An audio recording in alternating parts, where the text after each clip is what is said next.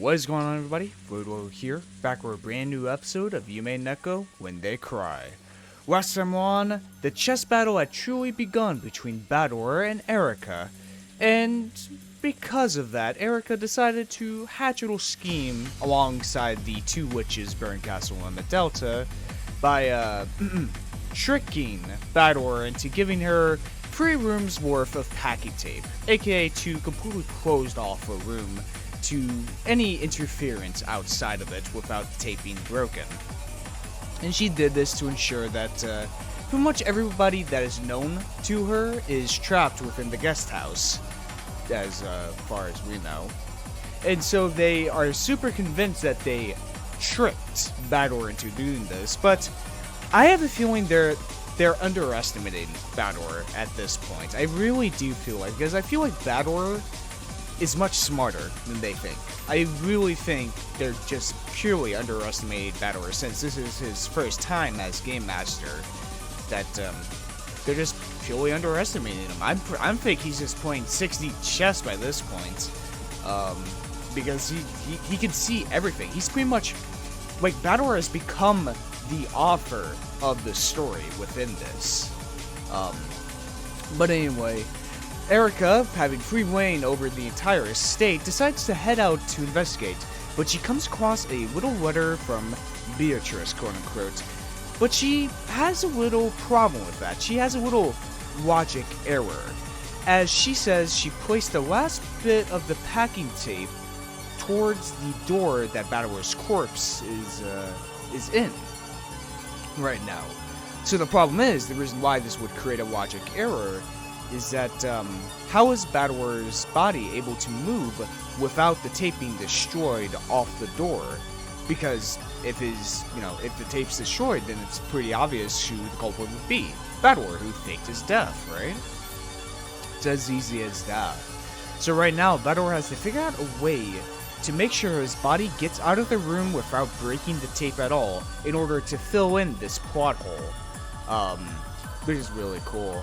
I'm enjoying this very much. I really like that we've really gotten meta by this point, like really meta.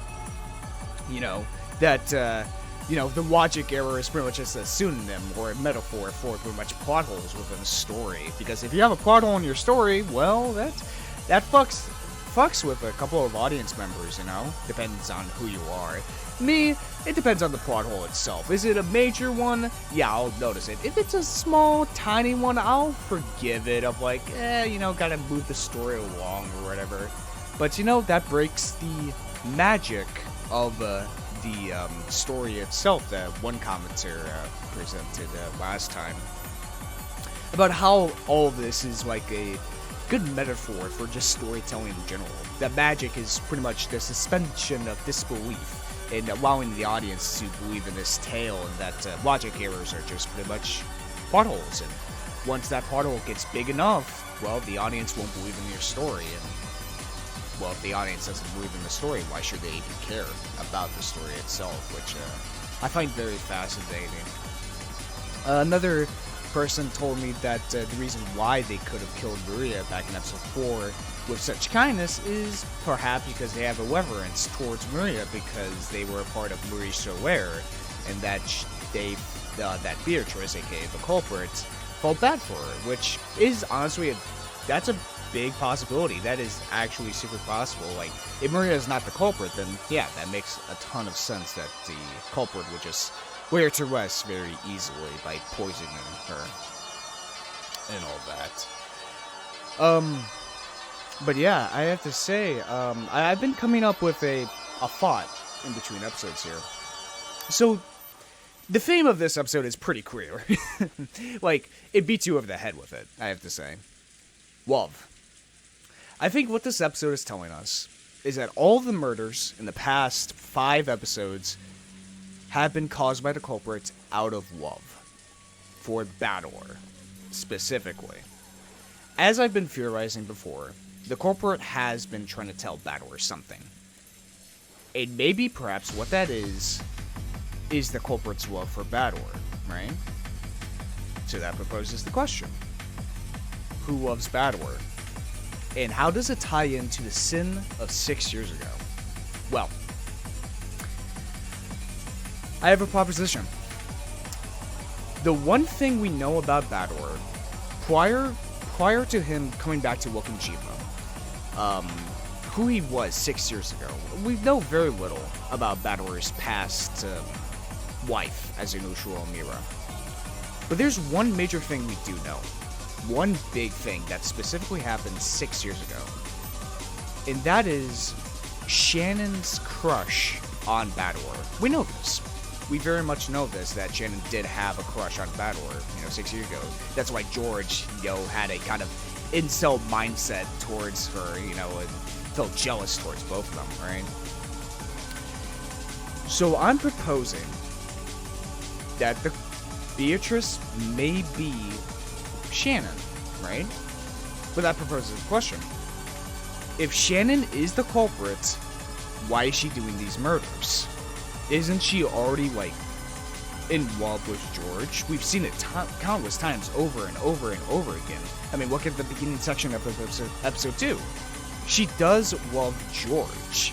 I mean, hell, we're seeing it in this episode as well. She killed, Maria in order to prove that love with George. And that's the one thing that's been fucking with me about this plot of if Shannon is the main culprit, is why would she do it if she's in love with George instead of Bador? Maybe she just let it go, or maybe she never did. Maybe it's like a situation like Kyrie's, where Kyrie said she spent 18 years in hell without loving Rudolph. Wow, Asumu, took care of Rudolph instead of her. Maybe it's a situation similar to that. Maybe it's also a situation similar to Rosa, of Rosa, expected her husband to come home one day, and that her trial was to take care of Maria. It could be something along those lines. But why would Shannon fall in love with George, then, instead of Bador? That's the one thing that's really, that scratches my head about, the theory that Shannon is Beatrice, the main culprit. That's why I've been leaning towards more Maria, because, Maria usually dies until the very end of episodes. Shannon dies, relatively quickly within these, murders in the Twilights, right? The first episode, she was one of the first to go. Episode 2, she was, I think the third, no. Was it the second Twilight or the third Twilight? I can't exactly remember, but Shannon usually dies rather quickly within these episodes, within these game boards, right? So I don't know, but I just want to throw that out there because I just think it's a very, it matches up with the motive, but it's just the one thing of Shannon loves George. She really does love George, so why would she try to convey her feelings through murder for Bador? Why would she do that if that's what this really is? I'm just spitballing. I really am just spitballing. I don't have any evidence besides the 6 years ago and the fact that Shannon could have dressed up like Beatrice, as I theorized beforehand in episode 4 and possibly episode 2 as well. But I don't know. It's just want to share you guys, share my thoughts with you guys of what's running through my head. But my main theory is still probably Maria, but Shannon's also a second contender for that. But I think that's pretty much everything. So let's get right into it. And goddamn, is this track so good? I've been trying to ignore the music so I can stay on track, right? But this goddamn music is so good. Anyway, the entrance to the mansion was locked, but Erika had a master key, so she opened it without any trouble.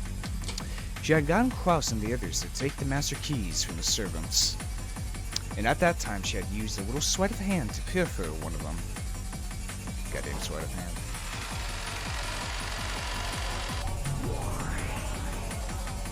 さて、最初はどちらへ？理由に及びません。バトラさんの答えをまずは聞かせてもらおうではありませんか。Grinning, Erika cut across the entrance hall and passed in front of the dining hall, deeper and deeper. She headed for the guest room Battleware had rained dead in. Battleware could pull off deciding whether the seals would remain whole or not until the moment right before Erika witnessed them. However, once she did witness them, the Game Master would have to show what had happened to them. In the witch's game they were in now, the simple act of going to check the seals around the guest room was an attack. What is Batware's answer? Ah, お前風に言うといざ来た。グッとではあなたの王子を拝見しましょう。さて封印は破られているか否か、密室は維持されているか否か。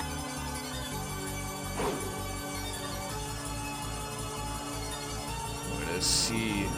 The piece Erika held high in the air was the White Queen, which represented herself. Her target was Batware's camp. She attacked.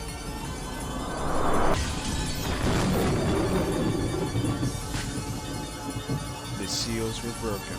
Erika dashed down the hallway with a sickening smile and clung to the guest room door like a spider. Then she closely examined the seal she had placed retroactively.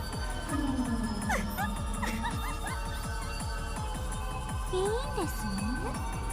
いいんですね。バトラさん。よろしいのですか、バトラさん。ああ、ここでは引けない。俺が封じられた。手紙を置く方法はあるんだからな。Yeah. しかし、今からエリカは客室に踏み入るでしょう。そして、バトラさんの遺体の存在を観測します。どうするおつもりです？ Fully observed the corpse while she took away a glance last time. 遺体があるなら、それで問題はありません。予告の手紙は空振りしますが、別にそれはペナルティでも何でもありません。しかしあなたは正面からぶつかる気でいる。男には真正面から来られた。相手がどうであっても受けなきゃならねえとってのがあるんだよ。ここだって引ける、受け切る、逃れる手なんて後からいくらでもこじつけられる。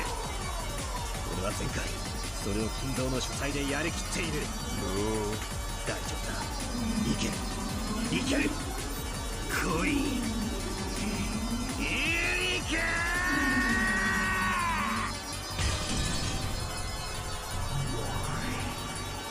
客室の完全な封印を確認しました。Ah, エリ okay. カ卿がバトルの存在を確認して以降、この密室は維持されています。グッと封印を破ります。 Oh god, that fucking face. ボリボリ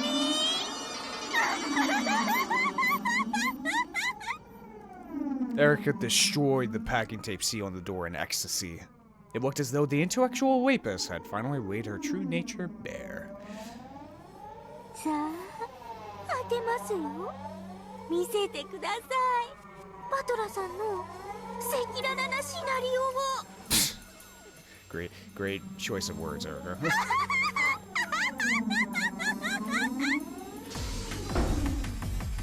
Like a ruffian pushing down a frail girl, Erika mercilessly and greedily threw the door open. Then finally, the inside of Batware's guest room was observed by Erika. Batware had to show it. Was there a corpse, or wasn't there?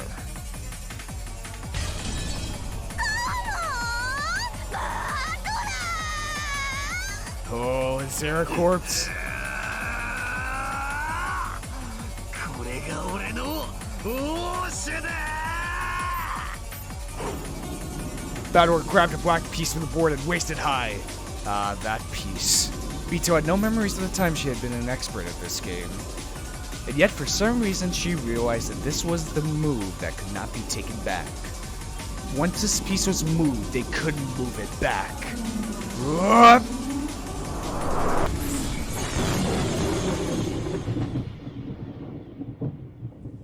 The guest room was covered by silent darkness. It was pitch black, and nothing could be seen. However, there was a white switch just off to the side of the entrance. If she flickered that, the room would be lit up, and she would see whether or not there was a corpse on the bed. つけますか？いえ、ちょっとだけ待ってください。バトラさん、提案です。聞こう。もうお分かりと思いますが、今回の私は犯人は誰かという王道的な勝利を目指していません。私の敵は駒殺しの犯人程度ではなく、対戦相手であるあなた自身なのですから。She wants to fight the offer herself, huh? How bold, Erika. 分かってる。狙いはロジックエラーか。今は激しく後悔している。Like a critic trying to find any single wrongdoing within a, story. A slight something off that doesn't make sense, a contradiction, a mere, logic error. お前が惨めそうなふりをしていたのにまんまと騙されて、おかしな権利を許しちまったことをな。あなたのおごりです。高い支払いをすることとなります。Tanya, it's all part of Bad War's, I think what he learned from Beatrice was to fight his opponent at, full strength. I feel like that's what it is. それで、そちらの提案とは何ですか?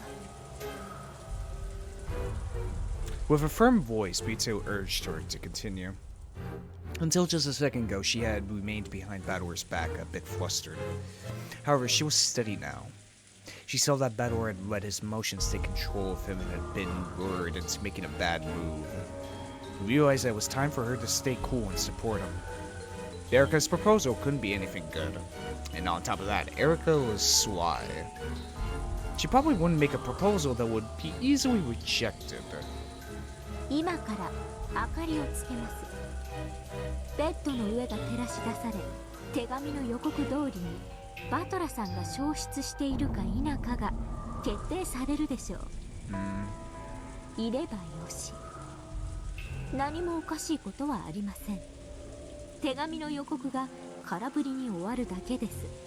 Yeah. もちろん、では誰が手紙を置いたのかという論点に戦いは移るでしょうが、とりあえず戦いの場はこの密室を脱します。もし消失していたら。Bito already knew. She knew the move that Bador had made a second ago. Bador had already disappeared from this room. Therefore, they would need to prepare a disappearing trick other than he was actually alive and left through the door. Yeah, that's... How do you get a corpse out of a room that was sealed, The situation is simple. First, this room is a closed room.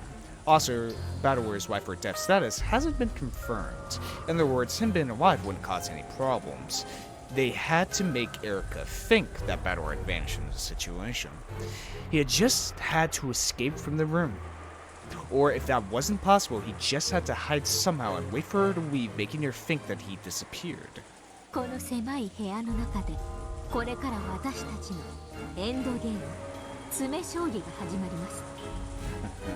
ほんの数手で決着するでしょう。I see what Erika's trying to do.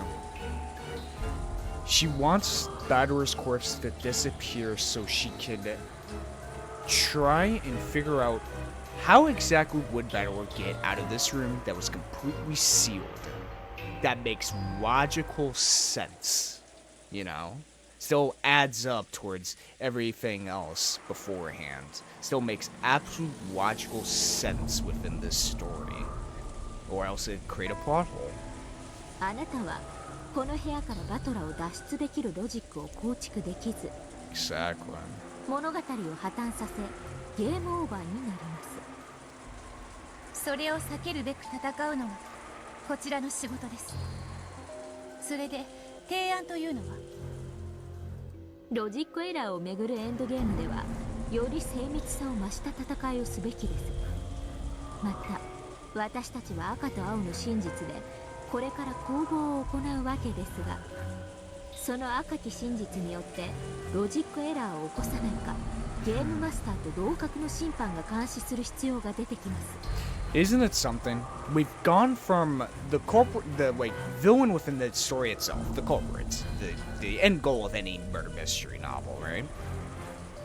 We've gone another level of Erika just directly fighting with the author itself. She doesn't care who the fuck the culprit is by this point.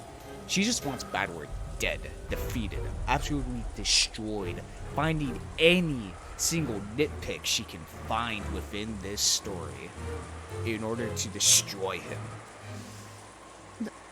通りです。 I have to say, it's so interesting how this game, this story is able to scale its like conflict is the best word to, like, it somehow scales it more and more as we continued on, which is quite crazy. これは何も特別なことではありません。かつてのあなたがゲームマスターだった時も、あなたの後見人であるラムダデルタ教によってそれは監視されていました。その結果、赤き真実が全て有効であると判断されていたのです。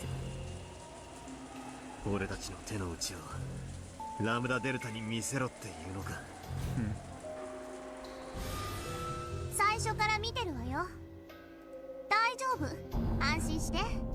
ジャッジメントについては公平だから。それを赤き真実で語れますか？ええ、ジャッジメントの公平を誓うわ。前回のゲームでも私十分公平だったつもりよ。I'll give her that. どっちに転んでも面白い裁判では特にね。受けなさい、バトラー。エリカはあんたを詰めるわ。わかる？この部屋であんたと決闘して殺すということよ。男なら決闘を受けなさい。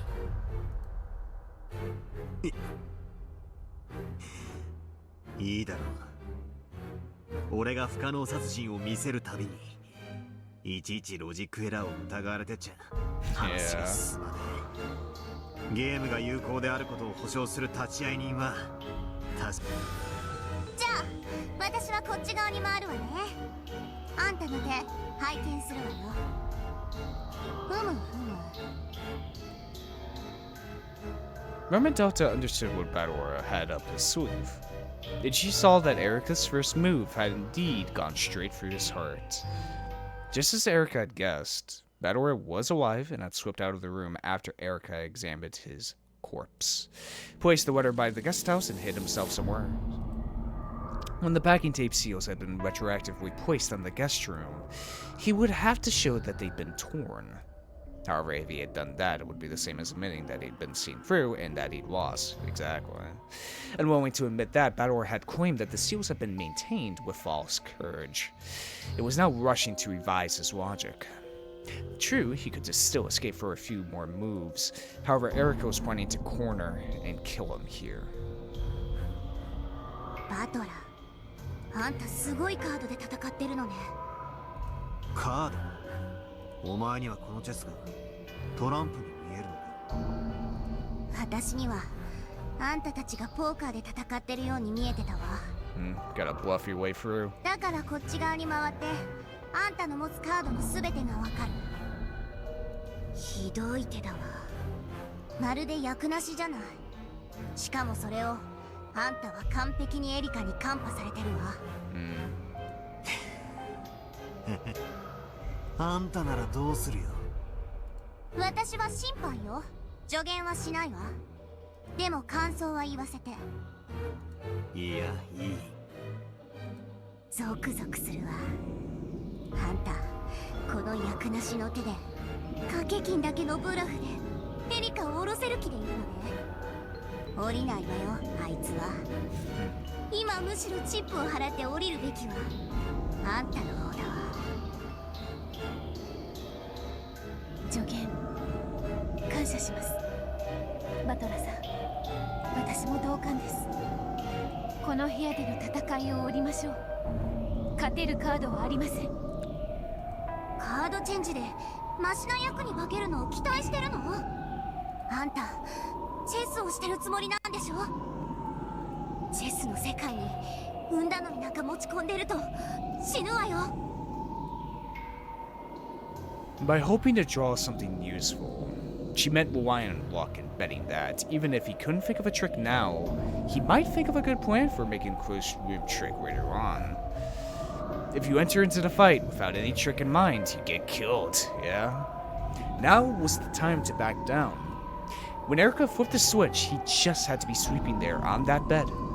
That's all he needs. ラムだ。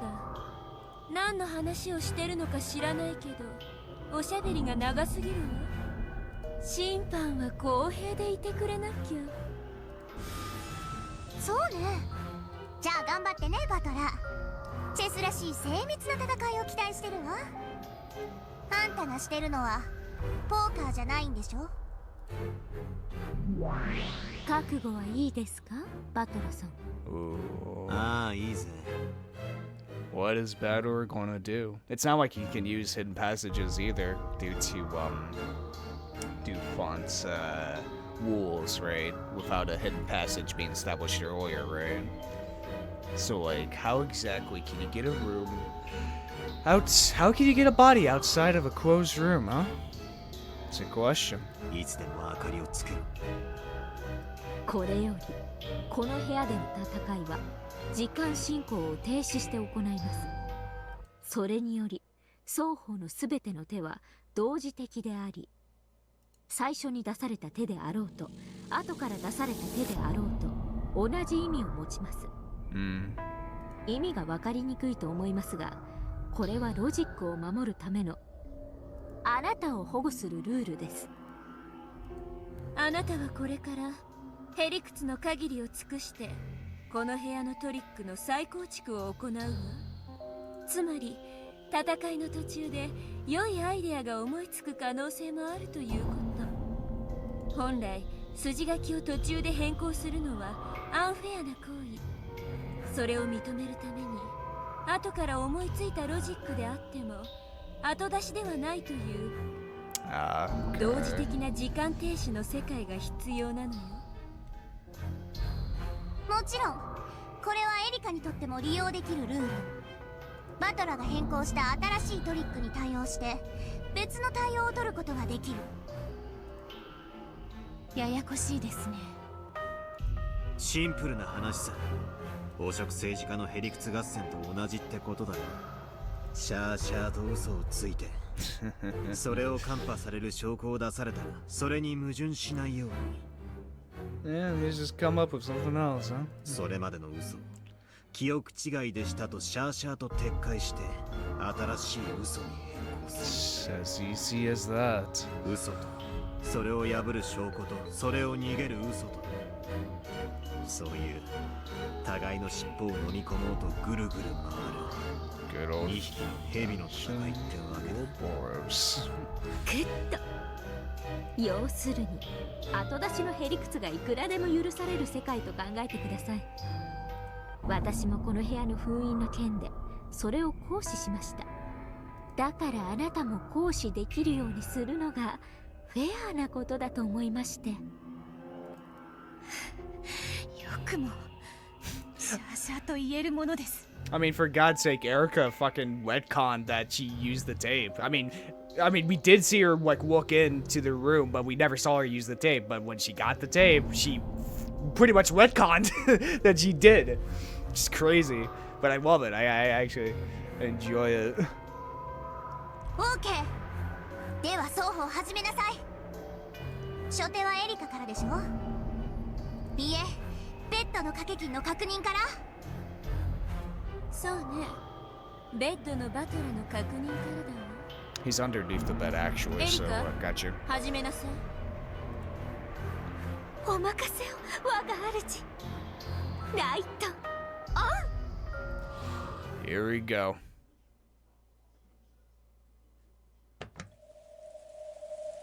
With a click, the sound of the white switch rang out, and the bulb turned down, lighting up the room.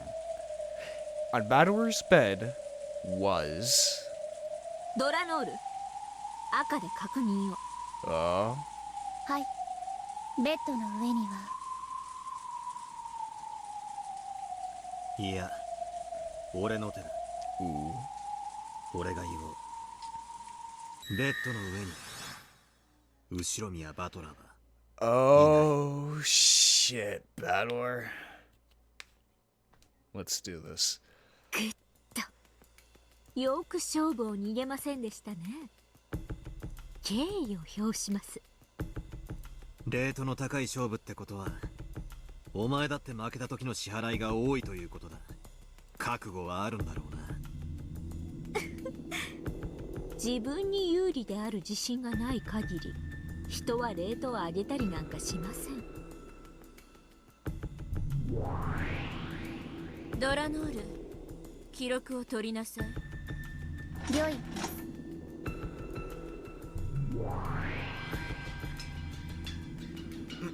At Downer's nod, Cornella, who was hanging back, started taking a record. She wrote down that Battler's corpse, which should have been on the bed, was not. And also that Battler hadn't backed down from this closed room game.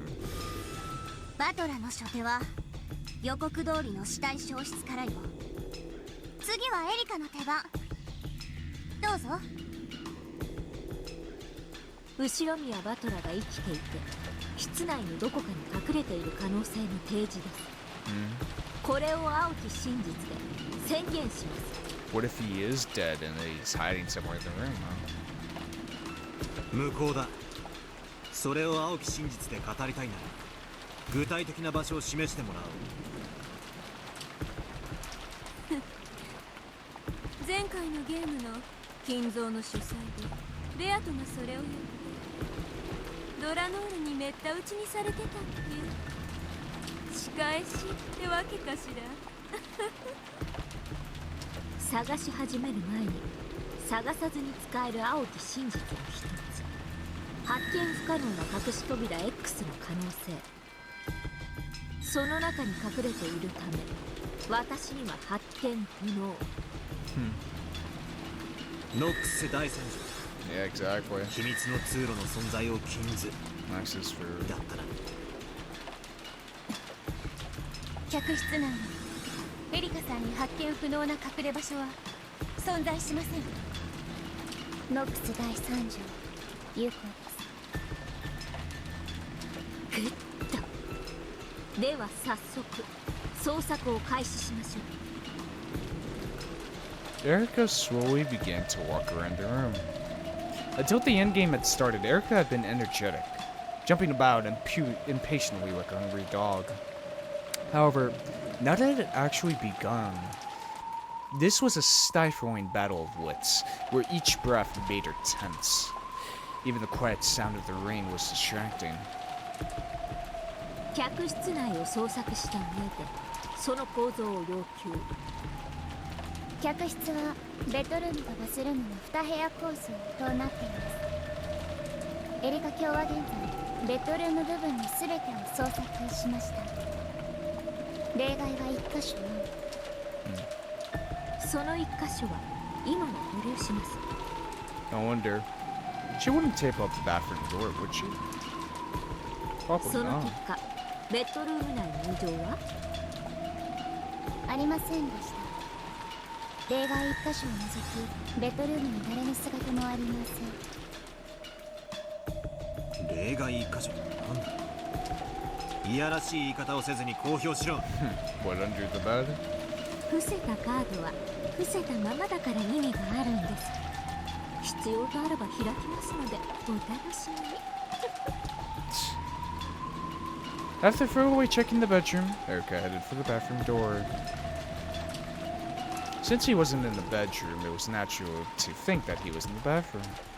And since the guest room was made up of 2 rooms, if Battler wasn't in the bathroom either, it would mean that he had managed to vanish from the crew's room. Except for that single location that Erika had intentionally left unchecked. バスルームを調べます。エリカ卿、中から水音が聞こえます。わずかに熱気もです。まさかシャワー中でしたか？ Interesting. 鍵でもかかっています？いや、かかっていない。開ければいい。では失礼させていただきます。 Slowly, Erika put her hand to the doorknob on the bathroom door. She tried to push it open, but felt a strange resistance. Of course, it wasn't the resistance of the lock. It felt as though it had an unnatural root on it. Ooh. Out from the slightly opened crack poured the hot air from the shower. However, it was unlocked, so there probably wasn't anyone taking a shower. After letting a dumbfounded expression rise to her face, Erika slammed into the door with her whole body, knocking it open. Whoa. 何？ Oh, what the hell? Why is there like a wire on the faucet? As soon as she opened the door, a hot blast poured out on her. Erika froze, unable to understand what had happened. After falling backwards on her butt, she realized that boiling hot shower water was spewing out at her and hard. Whoa. 何ですかこれ？ Now this is interesting. ふざけた。いたずらです。 Cursing, Erika wiped the blanket from the bed around herself and tried to enter the bathroom once more.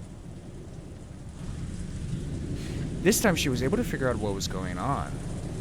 Damn, so it looks like what the person did was take a wire and make sure that the faucet was like always on hot, and they faced the shower head towards the door, it looks like. It was quite an elaborate prank. A wire fixed the shadow nozzle in place so that it pointed at the entrance, yeah. The pressure and heat were turned up to the max, so that anyone who went through the door would be met with a wave of hot water. The pressure was very strong, which probably accounted for the weight she had felt when trying to push the door open. Damn. She tried to make the nozzle point in another direction, but not only was it fixed by wire, it was also fixed in a place high enough that Erika could reach it with her height. She tried to turn off the pressure, but that was also held in place by wires. She couldn't manage anything with her bare hands. She would have to get a tool that could cut the wires. However, when she looked into the bathtub, which was overflowing very hot water, she saw a bundle of wires and some nipplers that had been used to cut the line at the bottom. Huh. If she used that, she could turn off the pressure. ふざけた真似を。 This is some kind of like weird ass like jigsaw trap. The blanket she had used to protect herself from showers getting more and more drenched with boiling hot water. At this rate, she'd get burned even through the blanket. She needed to turn the water off quickly. Right next to the bathtub, she saw a hanging long-handled body brush. Perfect. Erika used that to skillfully scrape the nipplers off the bottom of the tub. Fortunately, it was a shallow Western-style bathtub. If it had been a deep Japanese one, probably it burned her badly. Making sure not to touch the hot metal part, she carefully took the nipplers and cut the wires around the faucet. Take that, that!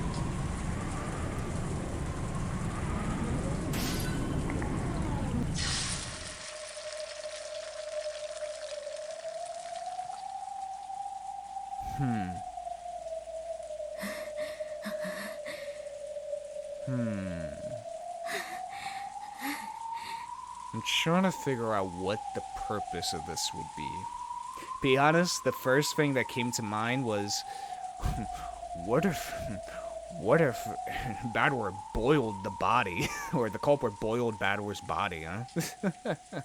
But no, there would be blood, and there's no way Showerhead would be hot enough to melt fucking muscle. But why specifically point it at the entrance to make sure that even with so much pressure from the shower head to like you have to like force open the door. Why would that be? She finally managed to turn the hot water faucet, and the heat from the hot water storm died down. For a while, Erika was forced to cool her almost burnt arms under running water. And also, it seems like the person behind this trick didn't have enough time to hide the tools, since they just threw them within the tub itself. とんだ災難です。 Goddamn wonder of you. あんたも一風呂どうです？このボディブラシで顔面を洗ってあげますよ。お気持ちだけで結構です。あ、そう。 Erika had finally regained enough of her composure to be abusive. She turned off the faucet completely, and silence returned to the bathroom. After that, all that remained was Erika's heavy breathing. She turned on the fan to get rid of the hot steam. She had to leave the bathroom until that was finished. It was pleasant, like stepping into an air-conditioned room on a hot summer's day. ふざけた罠ですね。It could be used as a kind of like a signal that someone had come into the room. Because like, if you hear someone force open the door, I guess they just didn't have anything else on hand to block the door without locking it. But if the person was still in the room, wait, wouldn't you be more preoccupied with the bathroom? Let's say, okay, there's only one person here, Erika, right? There's not multiple people, there's only one person. Now, when you're dealing with, like, a bathtub, like, hot water, like, oh, God, you know, it's probably misting up your eyes, and you're trying to just deal with that. What if Bador's trick is this? Bador is hiding under the bed, right? As Erika was dealing with this ridiculous trap of the hot shower head, as she's dealing with that, Bador got out of the bed and just walked out the room. What if that's the trick? I want to go with that for right now, because that's such a complex trap for seemingly no reason. So it has to be a distraction. しかしこれは検視時にはなかったものです。よってこの罠の出現により後宮バトラが生きていたことが証明されましたね。I think Erika kind of digged her own grave by not checking underneath the bed beforehand. まあもとより死んでいるとも思っていませんでしたが。バレているカードを堂々と晒してきたというだけの話です。Yeah. ではバスルームの中を確認しましょう。バトラの姿は？いいえ、バスルームに誰の姿もありません。 In the bathroom. グッと。これで私たちは例外一箇所を除いて客室にバトラが存在しないことを確認しました。いい加減にしてください。その例外一箇所とは一体どこですか？棺桶です。後宮バトラのね。Underneath the bed it has to be. 肺は肺に、死体は棺桶にです。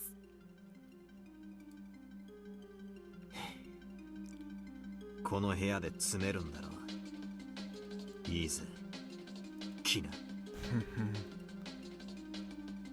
A silence that was complete except for the rain was suddenly filled with the smell of gunpowder. Though it was extremely quiet, the room was filled with tension as though you'd be swiped in half if you relaxed for an instant. A cloud of gold butterflies gathered on the room's round table and turned into a witch's chessboard. It was finally time for her attack.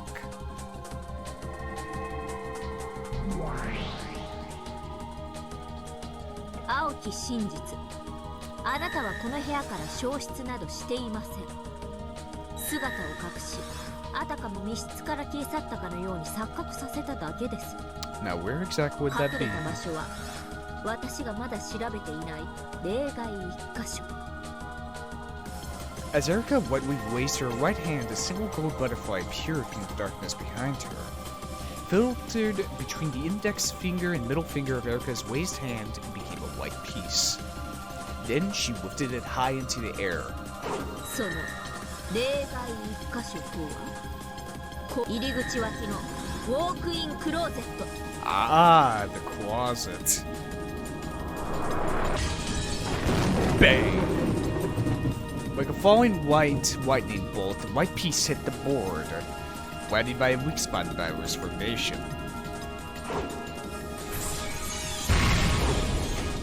So, ここです。 Shit. With a crash, the door of the closet, which was just off to the side of the guest room's entrance, was impaled by a spear that represented the bleed truth. Downward had spun around and thrown it. The door was completely pierced, and the spear struck in so deeply that if a human had been hiding in it, it would have pierced its chest as well. Its still quivering handle was a testament to the force with which it had been thrown. But still, if it's not underneath the bed, I feel like my trick can still work. As Badwer was observing from the closet, via a peek actually, seeing that Erika was dealing with the complex wire, dealing with the shower head, I still think he was able to escape from the room. ここしか隠れる場所はありません。あなたは今この中に隠れているのです。どうですバトラさん。心臓のど真ん中を一突きでまさにスマザードメイトってところですか。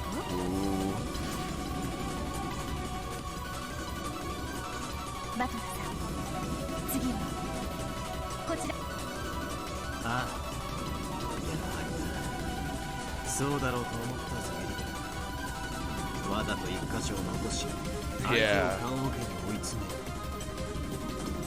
前回のゲームで金蔵を夏日の部屋に追い込んだのと同じ手だ。 Yeah, I think it's going to be the exact same move that was able to get Kinzo out of that room. Or out of his study at least. あら、そうでしたか。 Hell, it's the exact same too. Natsui went to check the bathroom while Kinzo flew out the window. では、応酬をお願いします。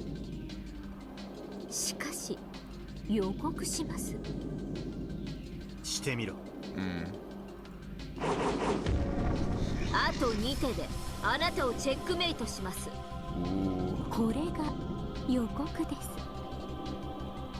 なら俺も同じ予告だ。俺もまたお前をあと2手でチェックメイトする。面白いじゃない。矛盾した予告だわ。嘘つきはどっちになるのかしら。The air burst and sparked. The silence would hurt one's skin. ではどうぞ。そちらの手番です。無駄です。あなたたちの棺桶ごときバトラさんを捕らえることなどできません。これが俺の道だ。 Slowly, Bador moved his hand over the chessboard. A gold butterfly that appeared from the darkness rested on Bador's finger and became a black piece. That black piece was the king, which represented Bador. これがお前のバトラはクローゼットに隠れているへの He isn't. 俺の一手だ。くらえ。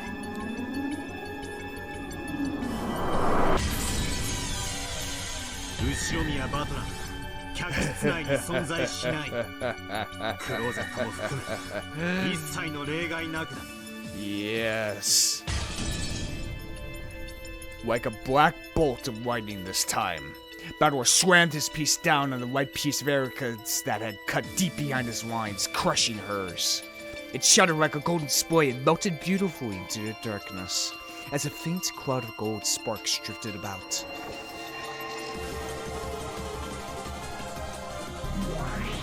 そうか。まずクローゼットに隠れ、エリカがシャワーに気を取られてる間にこっそり部屋を抜け出した。 Yeah, same mind, speak alike, huh, Angie?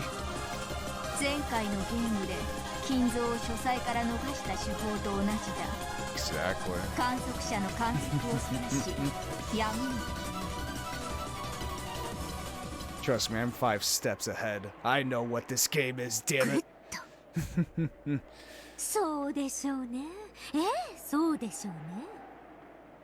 読んでいますよ、その一手はね。 Next was Erika's turn. A gold butterfly popped into existence in front of Erika, and she grabbed it right out of the air. She then lifted that hand into the air and raised the right piece high. 遡り手を宣言します。 Oh, you bitch. この部屋に封印を破って入った一番最初の時点です。 Oh. あの時、私は全ての扉を閉め、チェーンロックをかけ直し、この部屋を封じました。 Oh, you bitch. 異議申請。事件発覚時ゴーダがチェーンを切断したはずだ。チェーンロックが機能しない以上チェーンロックでの封印は不可能だ。 Good. 異議却下。エリカのチェーンロックを修復したの Fucking repaired it? ね。不可能です。 Goddamn fucking webcons. 真鍮製のチェーンをどうやって修復するというんですか。修復は可能よ。ベアとも忘れたの？ガムテープの封印。エリカはね、そのガムテープで切断されたチェーンの切断面両端をつないで封印したの。つまり封印によってチェーンを修復し、それによってこの部屋を内側から再び密室にしたってわけね。 Son of a bitch. 異議申請。エリカさんはすでにガムテープの封印を使い切ってるはずです。 I swear to God, if she reused them. もう封印はできないはず。異議却下。ガムテープの使用制限は回数じゃなかったでしょ。 But by the 部 rule. 屋の数よ。3部屋までという場所の制限だけ。 Oh. エリカはその一部屋にこの客室を選んでた。だからエリカはこの部屋に何箇所でも、そして何度でも封印する権利を持つ。 Son of a bitch.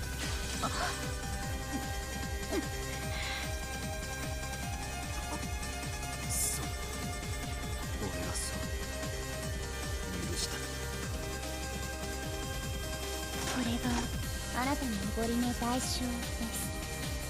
情けとはおごる者が最も好む悪しきというわけで、遡り手によりガムテープの封印によってチェーンロックが修復されて元の機能に復帰していることを宣言します。そしてそれにより私は入室と同時に施錠を行い、この客室を内側より再び密室としました。 Fuck. The white piece Erika held aloft represented the seal caused by the chain lock. This move would draw out Bador's king and drag him to the guillotine. 死ね、バトラ。 The piece for the chain lock was slammed down right at Bador's king's throat. 副賞要求。今このチェーンロックは施錠を維持している。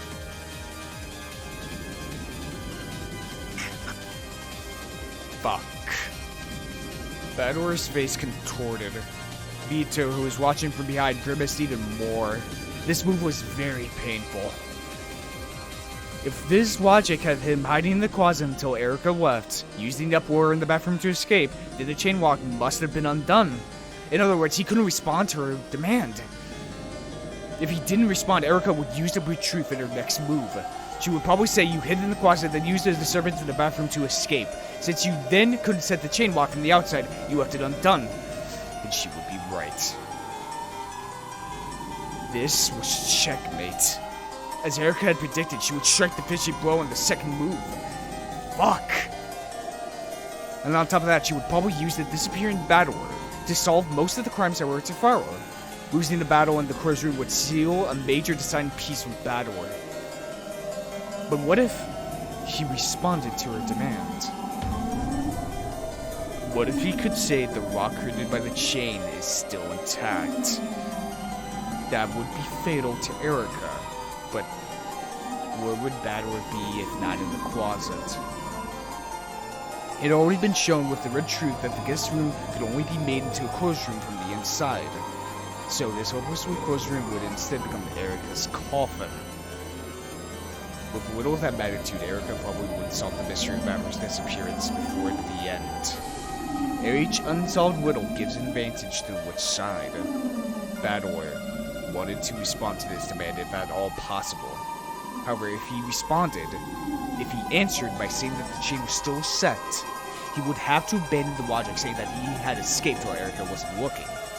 Once he escaped, he wouldn't be able to set the chain lock again. It would make a riddle to corner Erika, but he would have to construct a different escape method.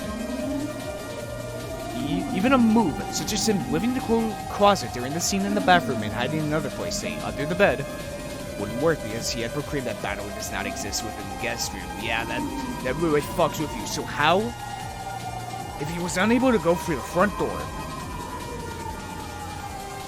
No.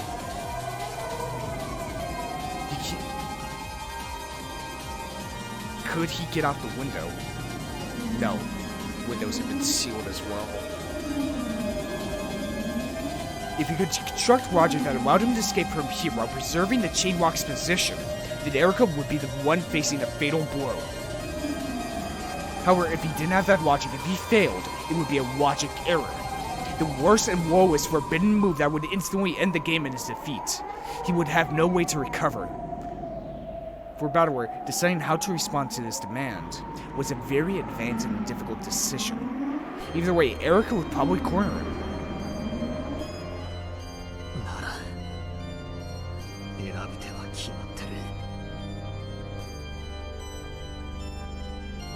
I mean, I can't think of anything else besides the window. バトラさん、この客室はすでにその密室性についていくつもの赤き真実でそれを保証してしまっています。 He doesn't exist in the room, so he can't be anywhere. それをどうやって脱出するというのですか。チェーンロックさえどうにかできれば。Goddamn chain. できれば。 If he could somehow get around the chain lock, he could force Erika to deal with a terrible closed room. It would probably end up as a finishing blow to her, but in order to do that, he would need to make a trick for escaping this closed room that existed before Erika came back, which was now the closed room sealed by the chain that Erika set right after her entering the room.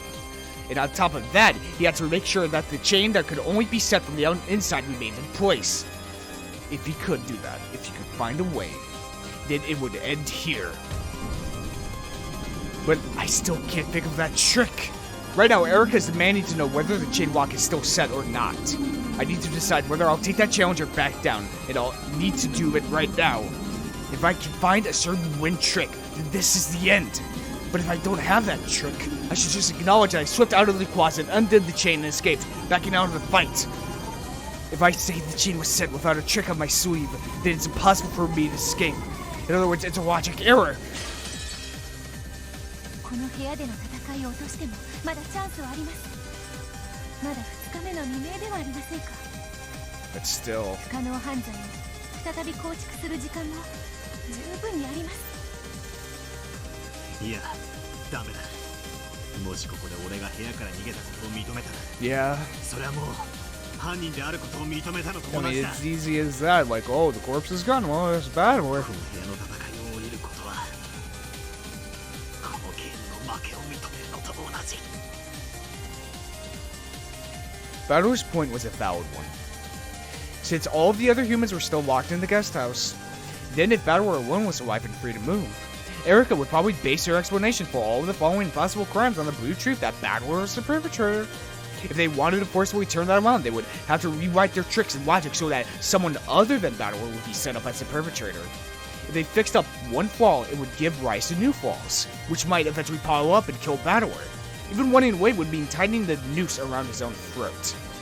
The first truth, that Battler is the culprit, has already been hit upon. And yet, I have to struggle desperately to get out of this. I need to. I'm on the edge. I've definitely been cornered in a dangerous spot. However, if I can change my position, everything might turn around at once. If I can just make this chain my weapon, I can kill Erika. まさか復讐要求に応じるつもりですか？チェーンロックを外さずに脱出できるロジックは終わりなんですか？ないです。答えたら最後、ロジックエラーで直ちに敗北です。どちらを選べばいいかは明白。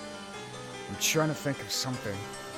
Without messing with the chain lock, of escaping the room. Not in the closet, not in the bathroom, nowhere.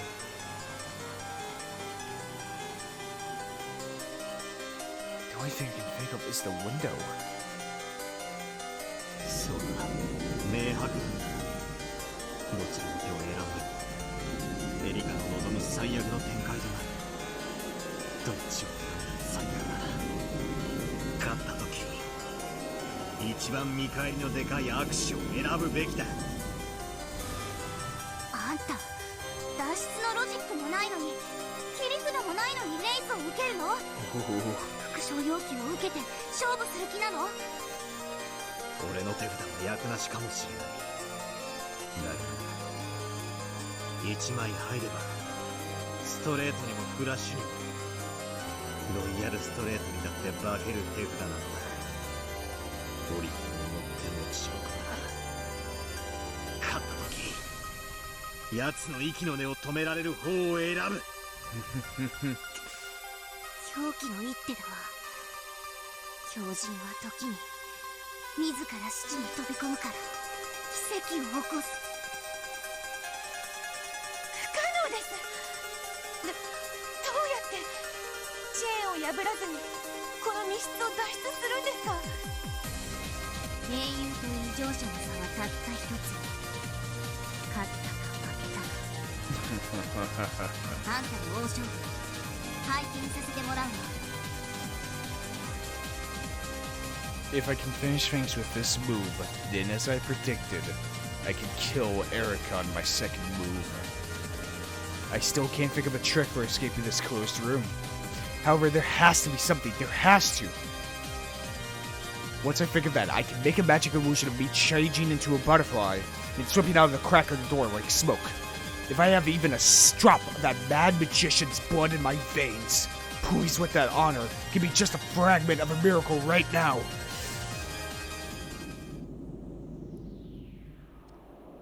さあ、バトラさん。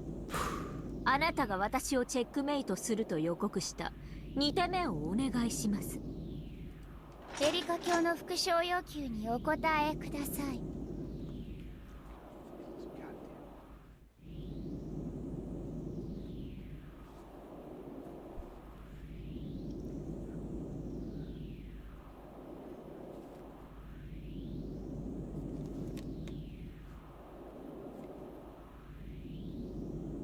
応ずるか拒否するか。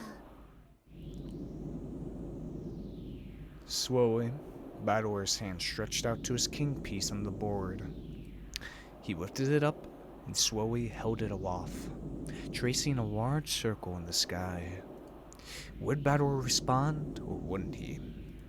Would the lock caused by the chain be preserved, or wouldn't it?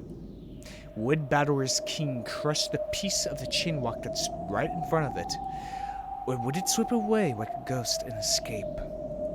これが俺の王子だ。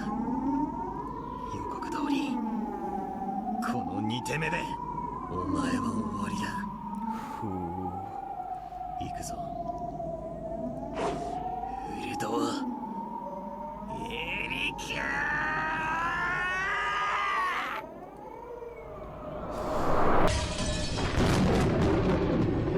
Battler's king had become a black lightning bolt that crashed down onto the board. Where had it gone? On top of the piece of the chain lock? Or past that piece? 復讐要求にチェーンロックは施錠を維持して Oh shit, Battler. Oh fuck. Battler's king had left the chain lock in its place and had swept past it.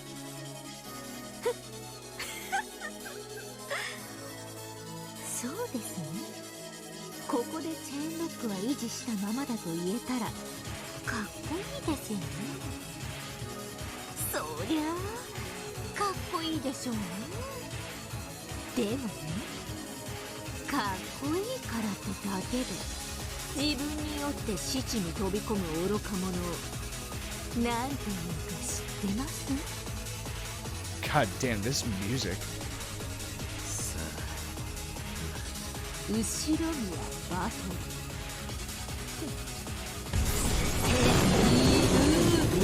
ですよロジックエラー道義を申請 Here we go. あんたの今の赤き真実は今自らのロジックを自ら断ちました。中立審判員は直ちにジャッジメントを行ってください。ダイラムダデルタ教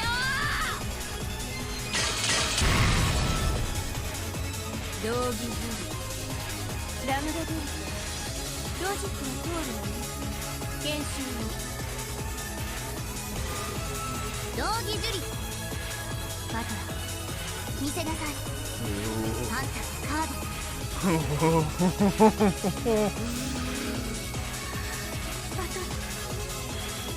How are you gonna get out of this one, Battler? そんなストレートな役なしだったらごめんなさいじゃ済まないのよ。ああごめんなさいで済ます気はロジックエラーになったらゲーム版がぶっ飛ぶのよ。あんたはベアとこのゲーム版を受け継いだわ。あんたの大切なベアとから受け取った唯一の形見なんでしょ。だからあんたは断じてロジックエラーを受け入れない。 Holy shit, I'm the, like, fuck. The logic error only becomes established when the witch admits to it. I'm so fucking tense right now. Fuck. As long as they can keep thinking of new logic to escape with, they will not die, cannot die. However, that would be like living in an endless living hell of the mind. あんたは永遠に思考の闇に落ちて這いずり回ってもロジックエラーを拒否してこの密室から出る方法を永遠に考え続ける地獄に閉じ込められるのよ。いいのねいいのね。それって暴虐の深淵の次くらいに辛いわよ。10階建てビルの屋上と100階建てビルの屋上から飛び降りる程度の差しかないけれど。ラムバトルはもう手を差し置いた。一度差した手はやり直せない。あなたは公正に誓った審判としてさっさと道義に従う。バトラの密室脱出ロジックが有効かどうかロジックエラーでないかどうかを判断しなさい。考古学者のようにゆっくりと緻密に慎重に。そしてアイスクリーム屋が甘くて香ばしいバニラ醤油味のアイスをディッシャーで力強く手際よくかき取るように素早くね。 Goddamn soy sauce. 分かってるわ。 Goddamn source of all goddamn trouble. Fucking soy sauce. バトラーそれでは拝見するわ。バトラさんベアとは俺が負けると思うか。思いたくありません。あなたはかつての私と何度も戦い私が望んでやまなかった奇跡にたどり着いた方です。だからきっと今回の奇跡を勝ち取ると信じて。ベアとそういう理性と狂気のギリギリでずっと戦ってきた俺に対する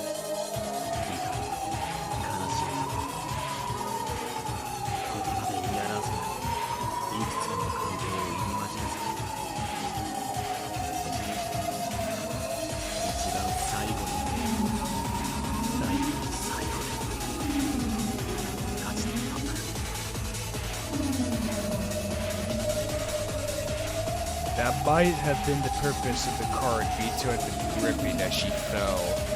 Vito passed away without realizing that she had won.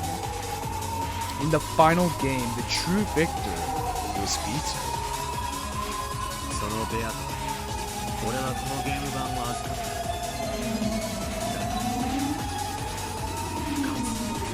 Shit, man. お前だけは信じろ。ベアの意地。信じて奇跡が起こるなら。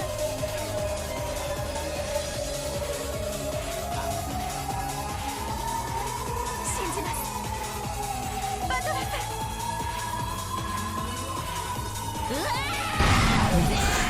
とっとと確認してください、ラムダデルタ長。 God damn, this is fucking ない intense. んですよ、ロジックなんて。この密室から出る方法なんて存在しない。勇み足でしたよ、バトラさん。そりゃあこれで勝てればかっこいい。チェーンが破られてないのに姿を消せたなんて最高。かっこいい。なんて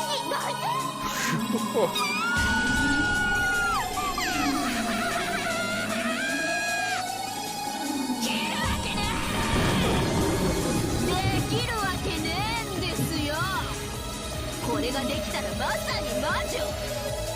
この密室から姿を煙のように消せたら認めるしかない。魔女の仕業だって。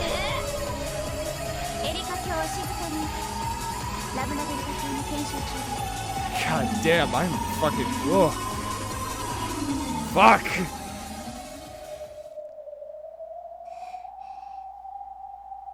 通って行って戻って詰めて。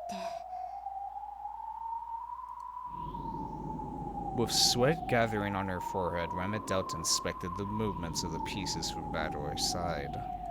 She was as accurate and meticulous as an archaeologist, just as Berncastle had told her to be.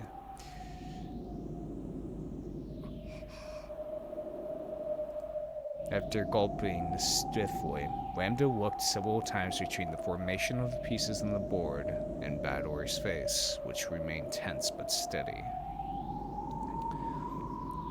ラムダ。検証終了したわ。ロジックが通るわけがない。神様。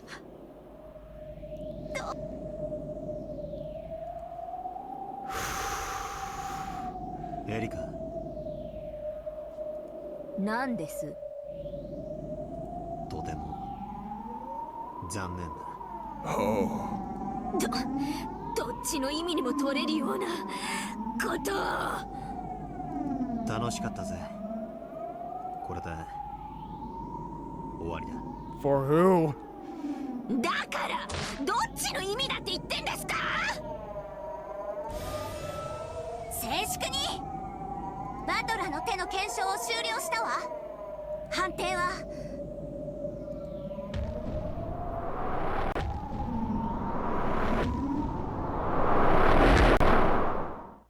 有効。 Oh!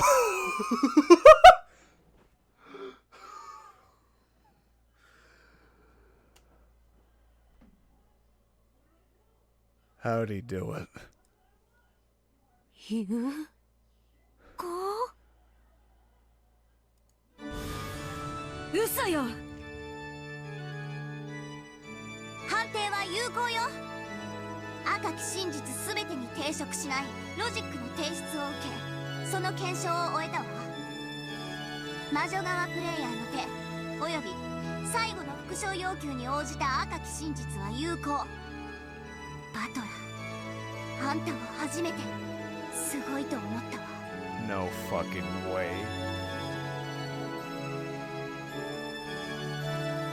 お前のゲームはな、信じれば奇跡が必ず起こるんだよ。 Miracle will occur.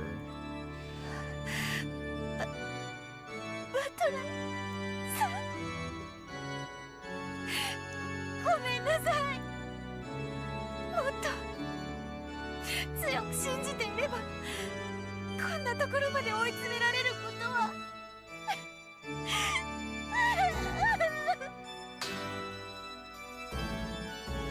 Vito flew onto Bador's chest, sobbing. Erika staggered backwards, shaking her head back and forth dizzily. In Burn Castle? Her face was like an expressionless mask. Then slowly, it became a smile. And for some reason, it seemed the sign of some horrible emotion. 見事です。よもやチェーンを破らずにこの密室を抜け出す。感服です。With her small hands, Darnor slowly started to applaud quietly. She was followed by Gertrude and Cornella, and then by Bito and Lemma Delta too. Pause filled the room.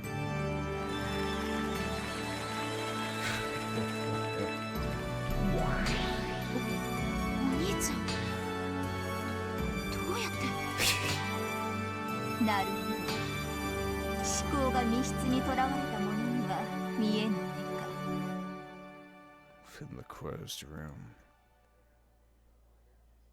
ありえない。ありえない。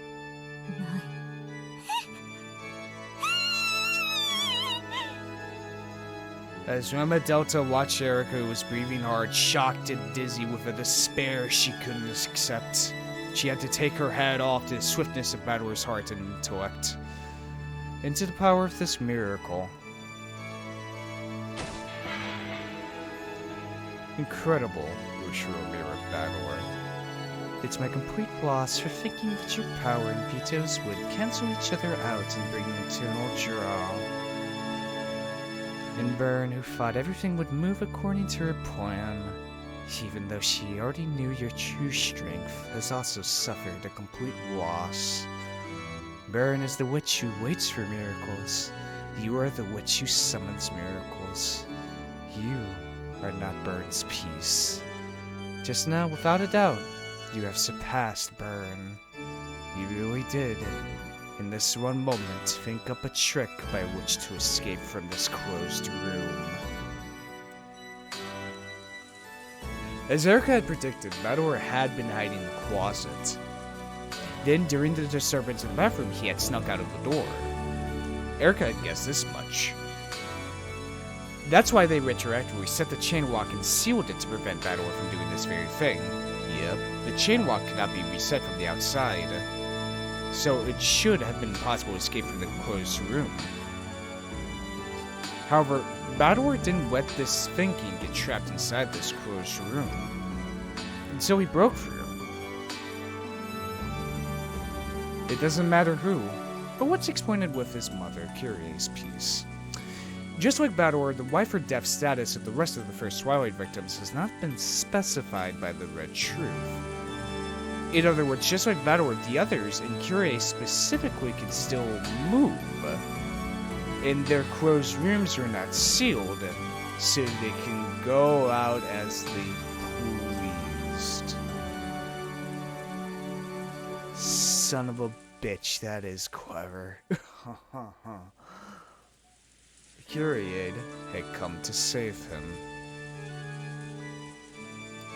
Kyrie followed behind Erika and waited in the hallway while the latter entered the guest room and sealed the door from the inside. Then, after Bador undid the chain lock and escaped, she entered the room in his place. Then Kyrie reset the chain lock from the inside and hid in the closet just like Bador had done.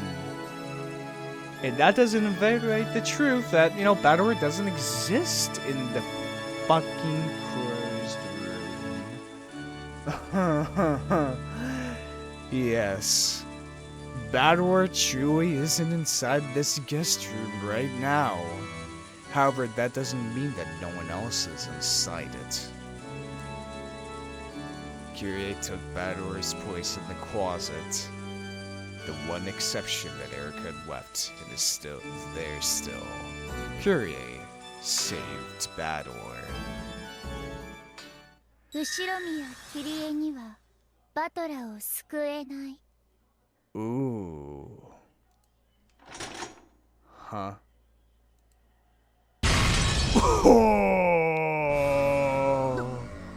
どういうことよ。後ろ宮キリエにはバトラーを救えません。どうしてよ。キリエにバトラーを助けられない赤き真実はないわ。というかあんた、どうして赤き真実が使えるの？有効よ。ドラモールの赤き真実は有効よ。 Valid how? 石鹸抜刀許可申請。許可します。やってください、ドラノール。Oh, shit. どうしてあんたがそれを許可できるのよ。有効よ。公正なジャッジメントとして私がこの赤き真実を保証するわ。 Impartial my ass. 理由の開示なく？すぐに開示するわ。すぐにね。キリエの死亡宣言をバトラーは赤き真実で語っていないわ。キリエには死んだふりが許される。そしてガムテープの封印は3品を使い切り、 Yeah. キリエの部屋を封じることはできないはず。 Fine. If it's that Curie, then it could be somebody else. なのにどうしてキリエにバトラーが救えないなんて赤き真実が使えるの？赤き真実の根拠がないわ。根拠はすぐに教えるわ。さあ、それよりラムダ、キリエではロジックを通せなくなったわ。バトラと入れ替わる他の駒にロジックを差し替えなさい。 What the hell are you doing? ええ、バトラーを助けられる駒はまだいるんだから。 We can check the logic. All we need is someone else who can switch voices with Battle. It doesn't have to be Curie. なら夏日に差し替えるわ。後ろ宮夏日がバトラと入れ替わったのよ。ドラナール、やっちゃってください。よいです。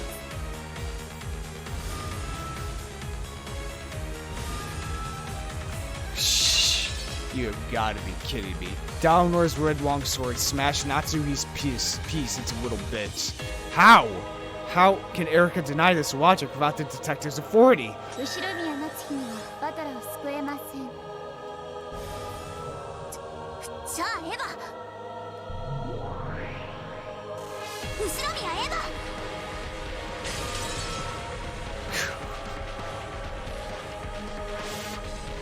What the hell is your 後ろ宮エヴァ basis? にはバトラを救えません。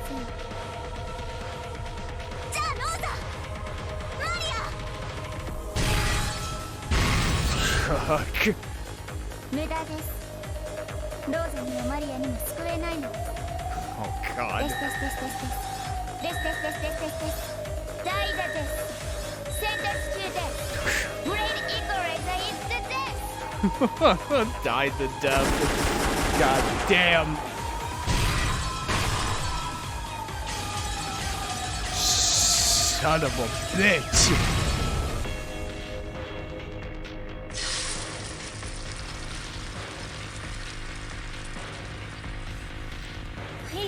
異議申請。エリカさんは探偵権限を持たないはずです。その彼女がどうしてガムテープの封印以外の赤き真実を使えるのですか？異議却下。探偵権限を持たないこともすなわち一切の赤き真実が使えないことを示しはしないわ。 But how can you be sure 100% that they're dead? あるのね。ええ、あるんです。探偵権限を持たない人間にも許されているいくつかの例外的な赤き真実。バカな。そんなものあるわけがない。はい、ありはしません。しかし探偵権限を持たない人間にだけ許されたある行為は What? 魔女によって容易に赤き真実に昇華できるほどの圧倒的信頼性を持った真実となり得るのです。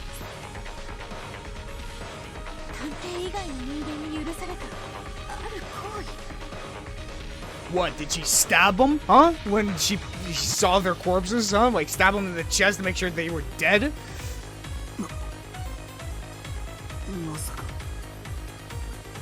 エリカ、お前。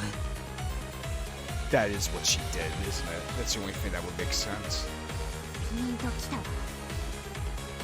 なるほどね。私の想像が当たっているならそれは有効だわ。赤き真実。わかりません。 No way. No fucking way she went around stabbing them. 探偵権限がないことによって許される力なんてあるんですか？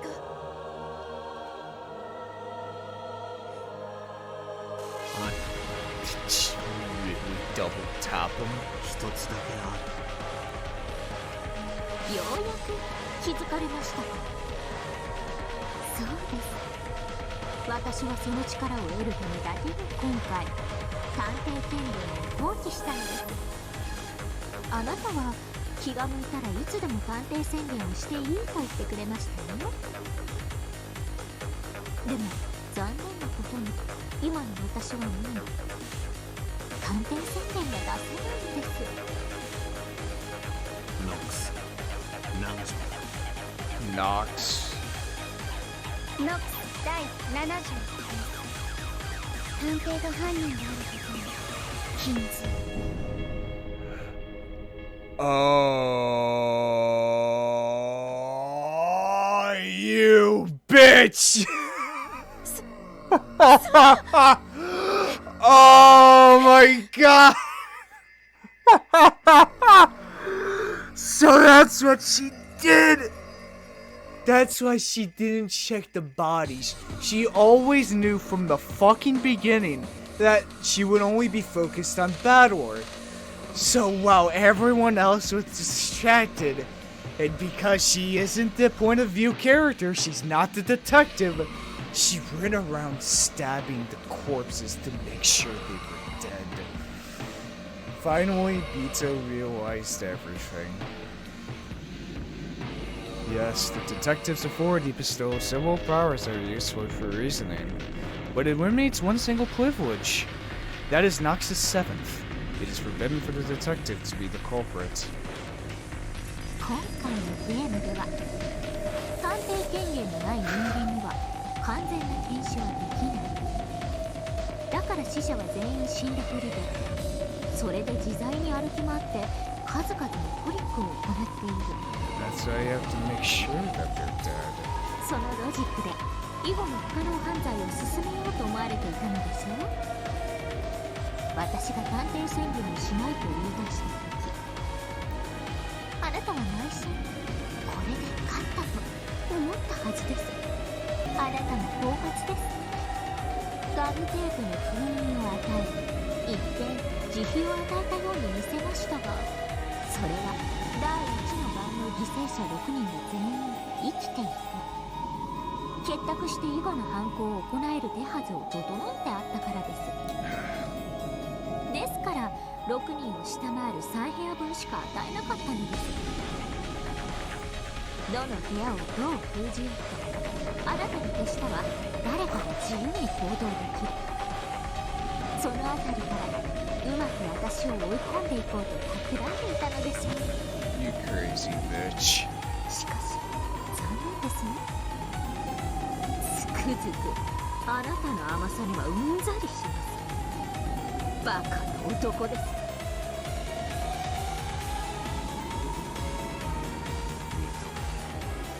お前らの猿芝居にまんまと騙された。お前に慈悲を与えるという誇りを見せた。探偵権限などなくても人間にはあるんだ。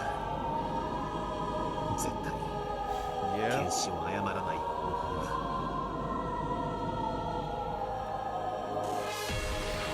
Is the human right in front of you alive or dead? You can answer that question by examining the corpse. With just a quick glance, your chances of being white are 50-50 either way. Various bits of knowledge and experience can be used to obtain a more precise result. However, no matter how much you do that, while you can reach up to 99%, you can never reach 100% accurately. That's what most people would think. However, there is one way to conduct a perfect examination. 殺すということです。 Oh my god, fuck!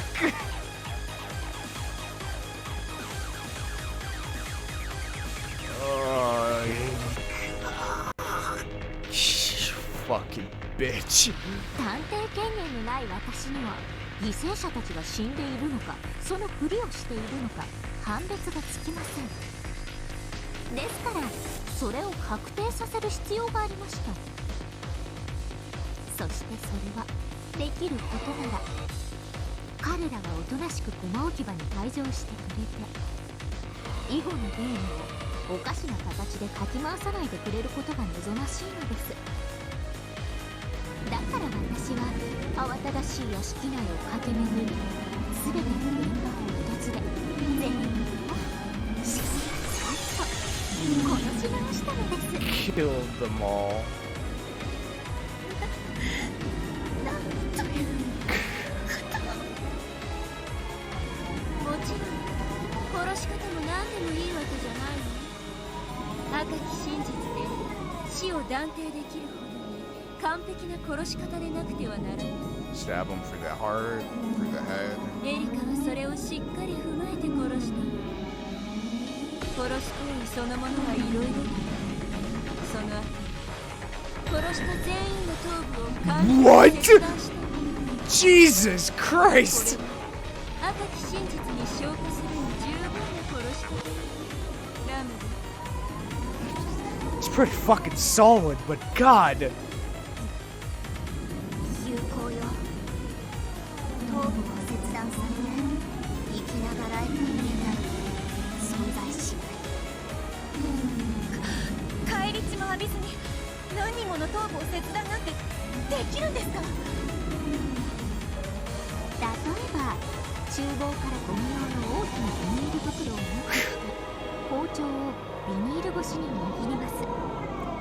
そしてビニールで死体全体を覆いながら作業すれば返り血はほとんど防げます。もちろん包丁のビニールも人数分用意し現場にそのまま捨てていきました。下手に持ち歩いて血ボタを廊下に走らせたり自分の服を汚したりなんてわざとな真似は一切しません。現場には私の指紋のついたビニールなどが残されているでしょうが警察が来るので物語が続かないこのゲームでは何の物証にもなりません。捨てていって何の有効にもならない。ふざけるな。ミステリー許されると思ってるのか。 It's a mystery without a detective. It's a mystery without a point of view character. それをファンタジー側の魔女に言われるとは心外です。ご安心を。あなたは殺していません。時間の都合で Of course. 最後に発見されたバトラさんだけ切断の時間が取れなかったのです。ですのでいただいたガムテープで部屋ごと封印させてもらったわけです。 God. いえいえ、このシナリオを読み切ってわざと泳がせたかもしれないわけですが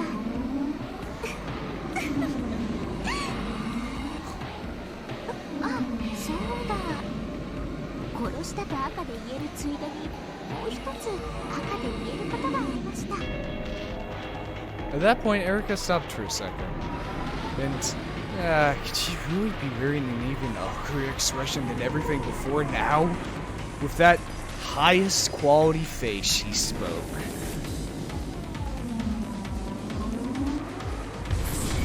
私が殺した5人全員は私が殺す瞬間まで Jesus. 皆さんの一部に殺される直前の瞬間まで頑張って死んだふりをしていましたよ。 Oh my god. マリアさん一番頑張り屋さんでした。 Jesus. だってあの子同じ部屋で先にお母さんが殺されてるって、ずっと気づかずに死んだふりをしてたんですよ。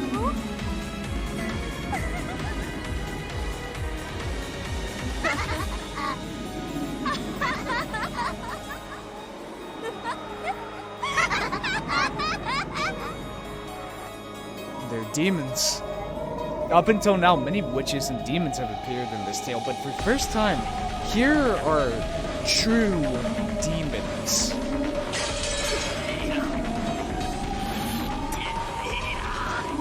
Fucking Christ.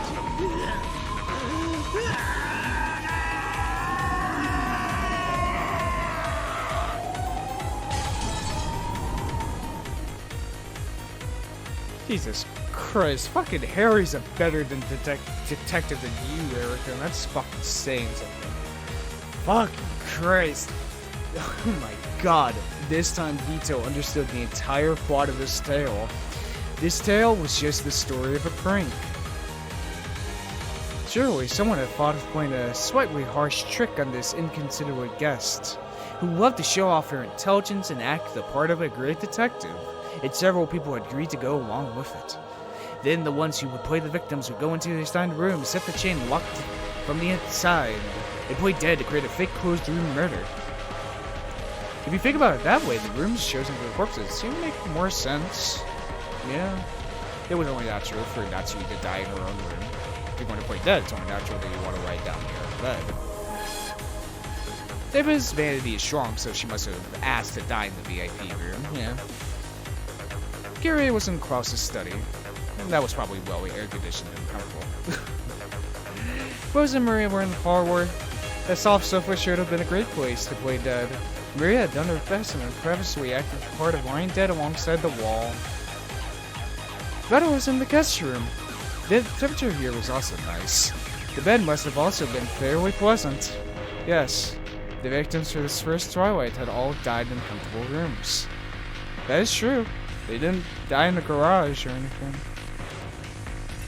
In the past games, the corpses had often been found exposed in the courtyard or into the Rose Garden Arbor, in the cold gardening shed or in the boiler room. This time, there were no victims in any such inhospitable environments. This is probably the truth. This is the story of a prank, with no one dead from the beginning. And then, this demon turned it into a real murder case. Jesus Christ. Oh my god. Oh, that's so fucked up. Jesus Christ. Oh my, sawed their fucking heads off.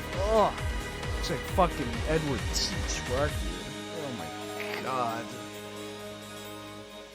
エリカ卿を罵る権利があなたにはあります。 The thing is, it's the fact she sawed off their fucking heads. You could have just stabbed them in the heart. No. She had to be sure. She had to be 100% sure that they were dead. Literally hack off their fucking heads. Jesus. しかし今はそれによって矛盾の生じたロジックを新しく再提示する義務があります。肺は肺に、塵は塵に、死体は死体に。 Jesus. さあバトラさん、ゲームを続けましょう。あなたと入れ替わってくれる人間を他に提出してください。でないとあなたのトリック、ロジックエラーになりますよ。 There's now no one who can come to the rescue. Erika's killed all of them.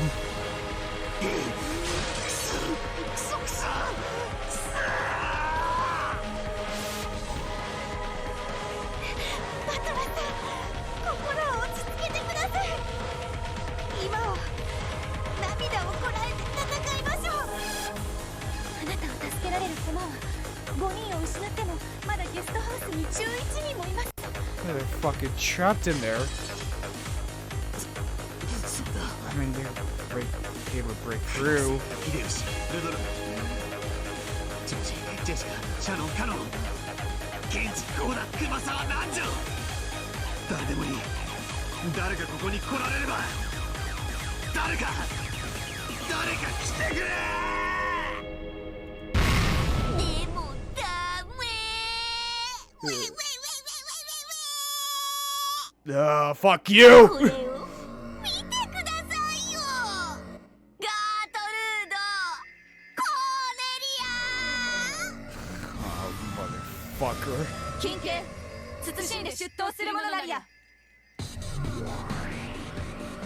トワトラソンこれを見てください。なんだ Jesus. Erika was now so excited that her pronunciation was trembling all over the place. Pointed at two doors.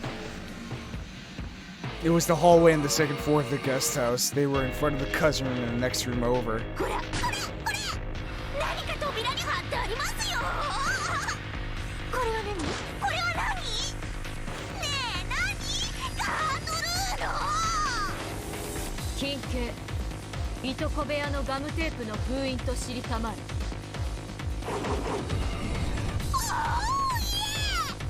Very good! One more! Jesus. こっちの扉のは金系隣部屋のガムテープの封印と知りたてまつれ。 Oh, very good! さあお二方そしてどうぞお茶の間のテレビの前の皆さんもご覧ください。双方の部屋の扉ガムテープの封印をどうぞご覧ください。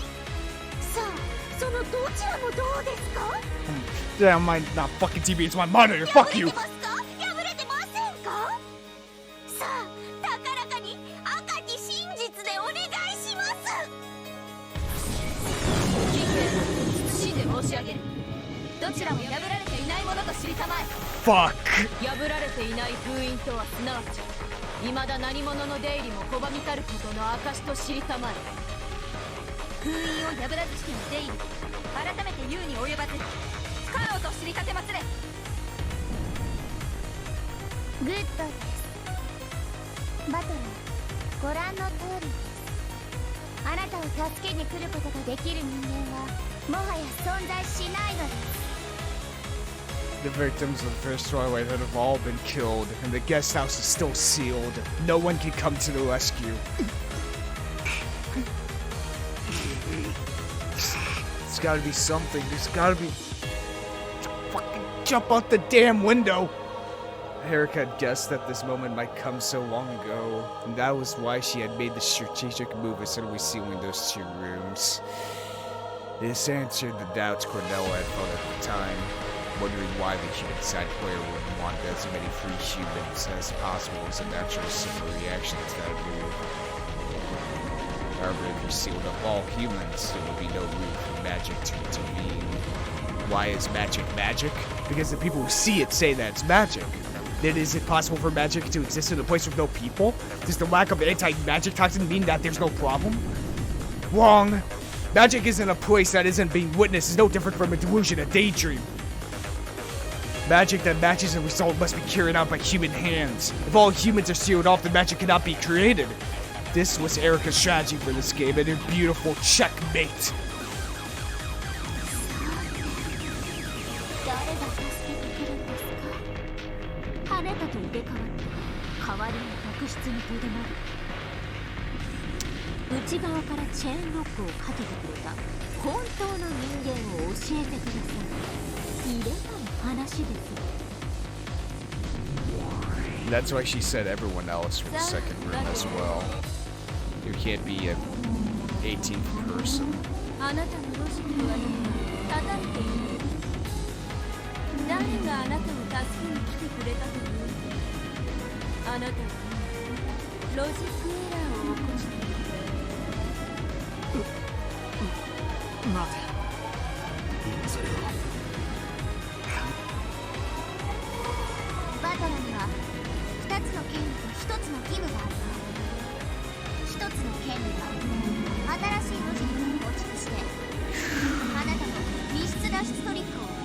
完成させること。もう一つの権利はロジックエラーを潔く認めること。そして一つの義務はそのどちらかを必ず選ばなければならないことよ。慈悲はある。それを選択することに対し課せられる時間制限。そうよ、それこそ無限に永遠にあるのだから。きっと方法が There's gotta be something. 何か言い逃れのようなへりくつのような。とにかくきっと何かまだ方法が。俺も考えていい。ベアットどうだ。何かあったら教えてくれ。かつてのベアットならきっとなんとかできるはずなんだ。あいつはこういう密室をいくつも作ってみせたんだ。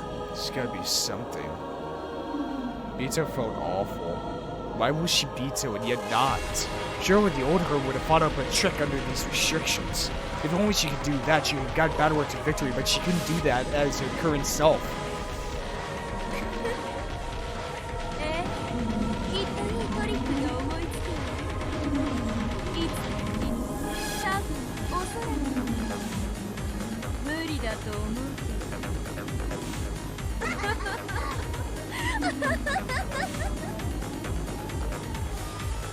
ではバトラー、再び客室に戻るわよ。そここそがこれからのあなたの世界。 Oh shit. Chained. Oh my god, it was Battleware! Once again, they returned to the slightly chilly guest room. It was the same room as before, of course, but it felt as though an unsettling darkness had crept in. ここがこれからあなたの過ごす部屋よ。 Oh my god. どんな方法でもいいからあなたはこの部屋から抜け出せばいい。ただし条件があります。お分かりと思いますが、それはあなたが自ら貸したものです。まずこの部屋は内側から作られた密室です。 A room of our own creation. 窓の封印は健在ですので、窓からの脱出はありません。バスルームからの脱出方法ももちろんはっきり断言しましょう。この扉以外に脱出口はありません。しかしこの扉にはチェーンロックがかかっています。外すもかけ直すも自由ですが、それは内側からしかできません。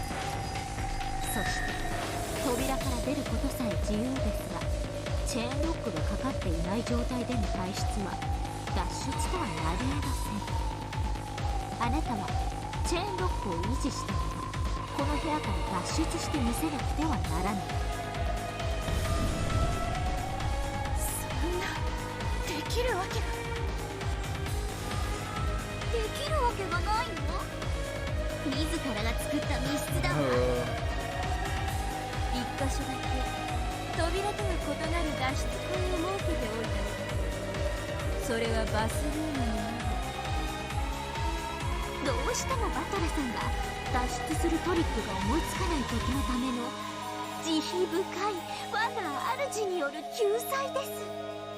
慎んで聞きなさい。Baron Castle guided Battleware to the bathroom.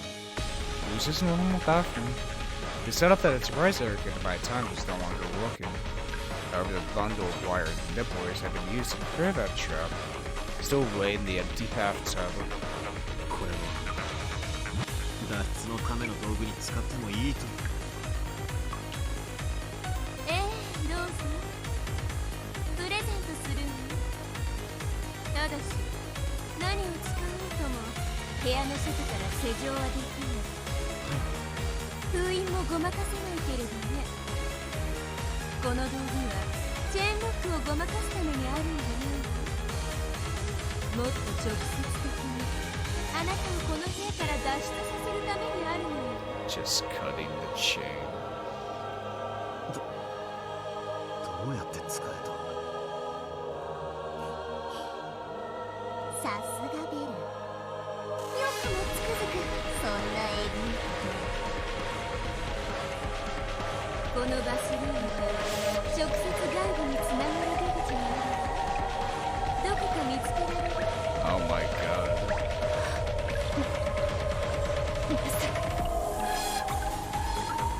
デアトには分かるのか。 Wait, what is it 頼 exactly? む、教えてくれ。無理です。頼む、どこだ。教えてくれ。ここでゲームを終わらすわけにはいかねえんだ。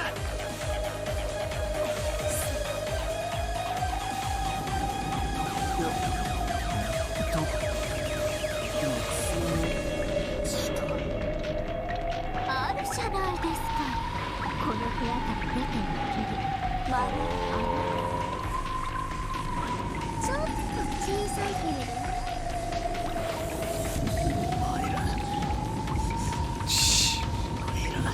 God.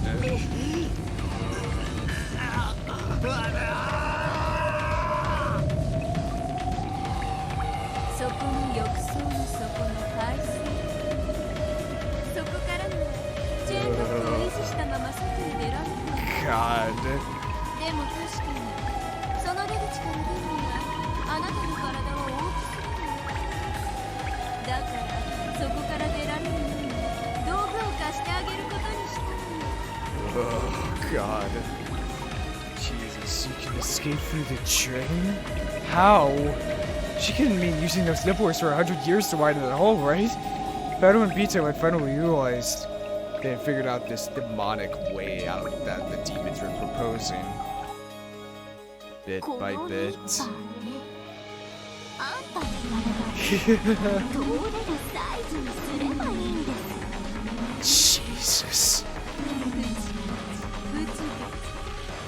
のんびりとお風呂の中で温かなシャワーでも浴びる。自分の体を Oh 足の裏から god.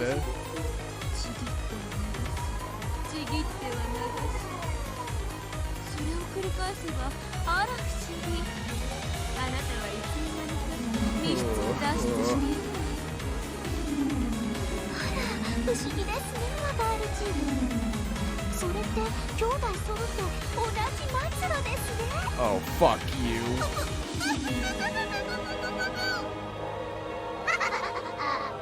でもベル、それじゃあ最後にペンチを握ってる手だけが残っちゃうじゃない。そこで今度は針金の出番なのよ。あらかじめバトラは手首を針金にし、その針金の先端を扉の隙間から廊下へ伸ばしていきます。 Oh my god. 手首くらいならチェーンロックの隙間からもきっと出られる。 Fucking smash it off. そこまで小さくできたら、私が廊下から針金を引っ張ってあなたをそこから救い出してあげるわ。ワガールチ、引っ張ったらそれください。バトラの手首。何を使うの？でもダメよ。和みにする決めてあるから。そしたらそれであんたの背中もポリポリしてあげるわ。どう？はい、ワガールチ。バトラの手首で孫の手。主に背中ポリポリ。 Christ. あいつらがうるさい？イラつく？ムカつく？大丈夫。すぐに静かになる。あなたの思考を乱す一切のノイズ。これ永遠になくなるわ。 Oh my god. こいつは嬉しいぜ。静かになってせいせいする。 But how long until it drives you insane? これは地獄の生還者からの忠告よ。この賑やかさをよく楽しんでおきなさい。 Yeah. あんたをムカつかせる悪行増言さえ永遠の静寂の中で正気を保つ温かな思い出になりうるんだから。ベルンやエリカが憎いならば、それはベルンたちの選別よ。憎しみがあるからあなたは諦めずに済む。諦めるってのはね、ここでは意味が違うのよ。 God, just the fucking nibblers are just cutting your body bit by bit. It really is like a fucking saw trap. I need to rewatch those movies, but I can just perfectly imagine it in my head. Oh, God. 諦めなお手られぬ地獄が永遠であることを今のうちから覚悟なさい。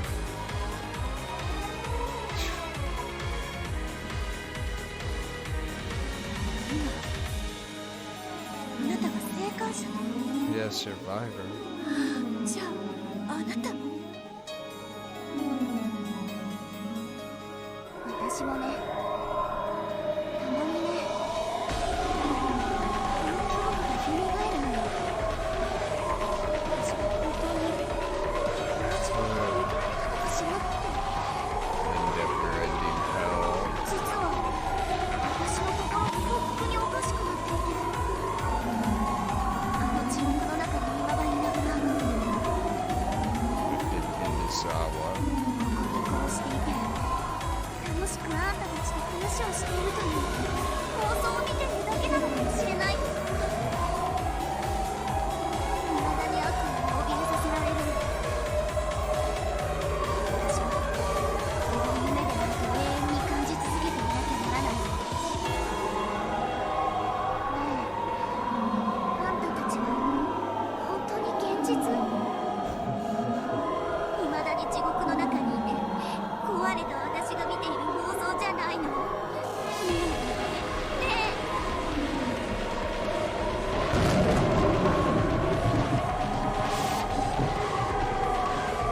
No. No. Not Hinazawa. The orphanage.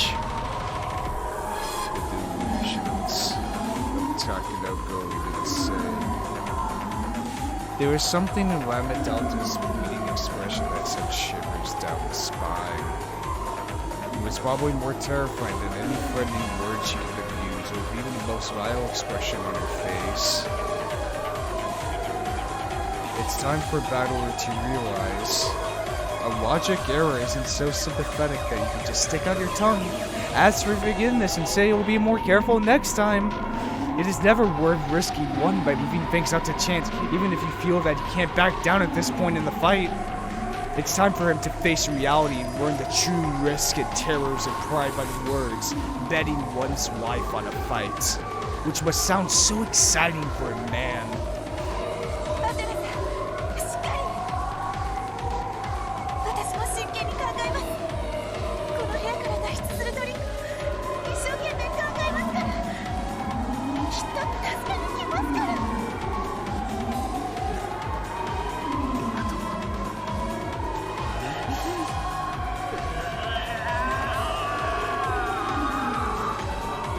絶対に考えついてやるからな。見てろ。でもお殴りをするとこれで私たちは退出します。これ以上彼の仕事の邪魔はできない。それではまたバトルさん。あなた語に言うとFuck you, how do you know that?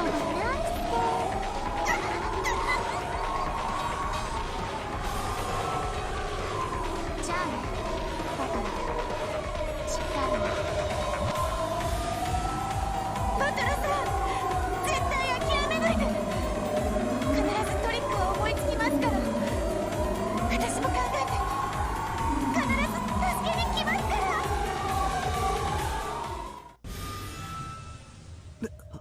ベアド。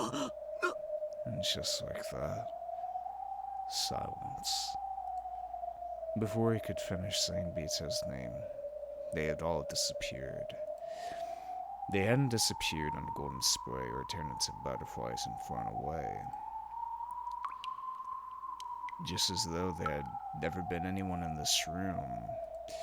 Since the beginning, everyone but him had vanished in an instant. Nothing remained. Not their voices, their presence, their warmth. nor even the faint perfume Bito had worn.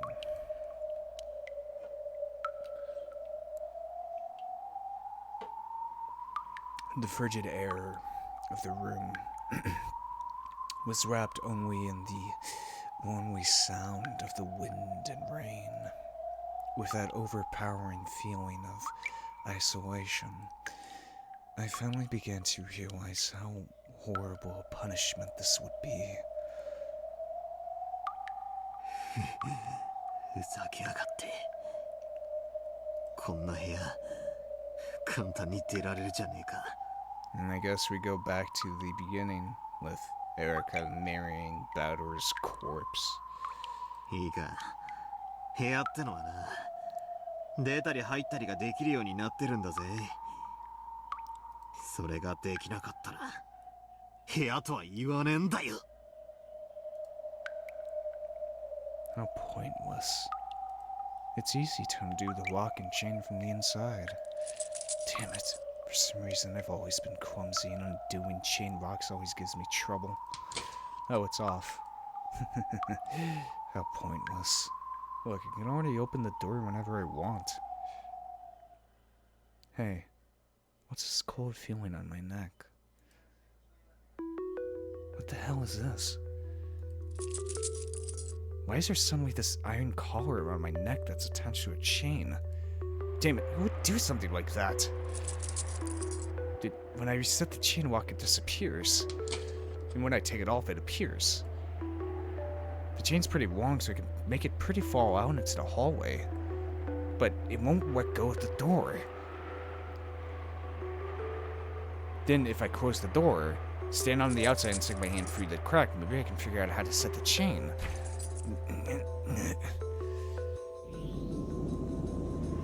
But have I always been so clumsy? I'm not really clumsy, it's just that me and chain locks don't go well together. Damn it, I hate chain locks, I hate chains. Why won't it work? Why can't I set the chain lock from the outside? Damn it, damn it, damn it, damn it! Ah!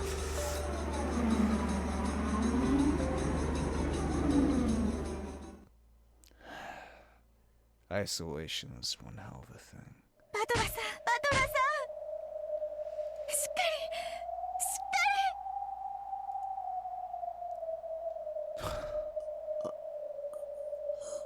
Just like Beatrice. 出られない。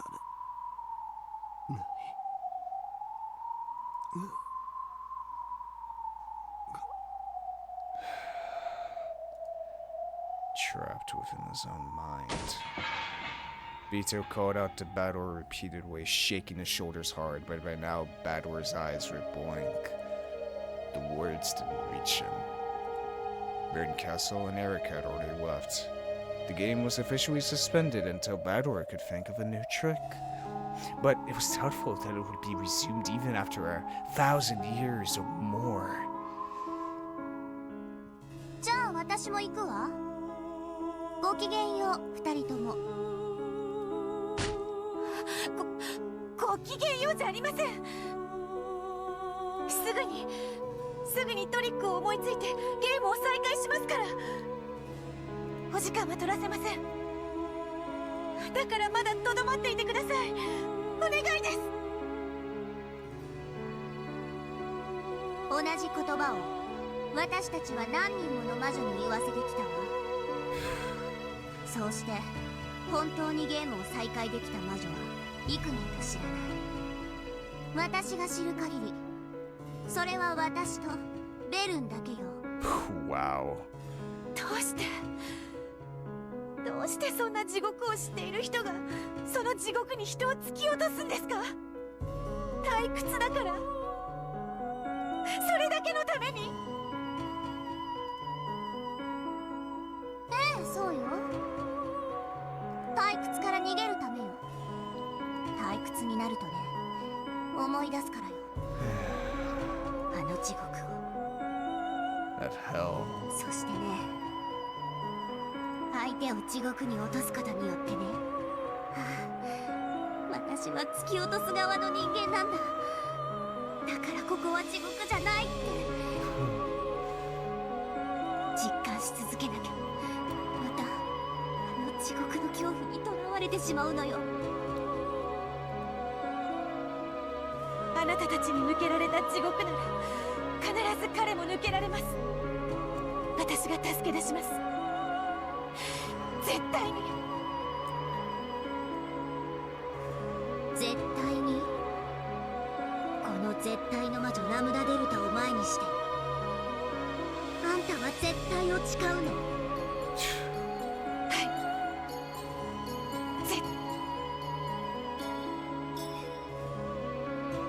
いいわ。かつてのあんたの後見人は私だもの。今のあんたは異なるとはいえ、最後に一つだけ世話を焼いてあげるわ。置き土産をあげる。それは何ですか？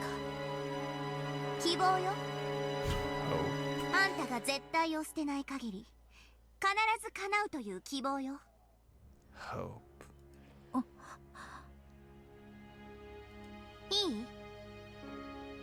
かつてのあんたは無限の魔女ベアトリーチェ。かつてあんたは不可能犯罪を歌った推理小説に憧れて、それによって魔女の存在を主張して魔法をあまたに認めさせ、魔女への階段の一つとしたわ。推理小説。 Detective novels. そう。かつてのあんたは立派な読書家。推理小説を愛し密室犯罪を愛した不可能犯罪の超エキスパートだった。あなたはいくつもの密室トリックを読み漁り、究極にして一なる原始のトリックに気づき、それを魔法体系の核にしたわ。 Basic element. バトラはあんたに言わなかった？かつてのあんただったらきっとこの窮地でもトリックを思いつくって。私がそれを認めるわ。絶対の魔女ラムダデルタの名で保証する。かつてのあんたならきっとこの密室トリックを解き明かしてみせる。 Just have to learn it. それが私からあんたへの置き土産よ。じゃあね。あんたはこの絶対の魔女に対し絶対と誓ったわ。だからさよならは言わない。また近いうちに。はい。また近いうちに。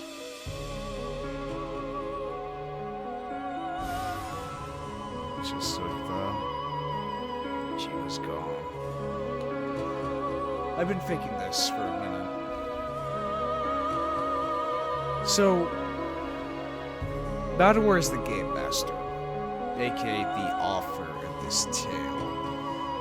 Now he's in a situation where he must think of how to solve this logic error, this plot hole.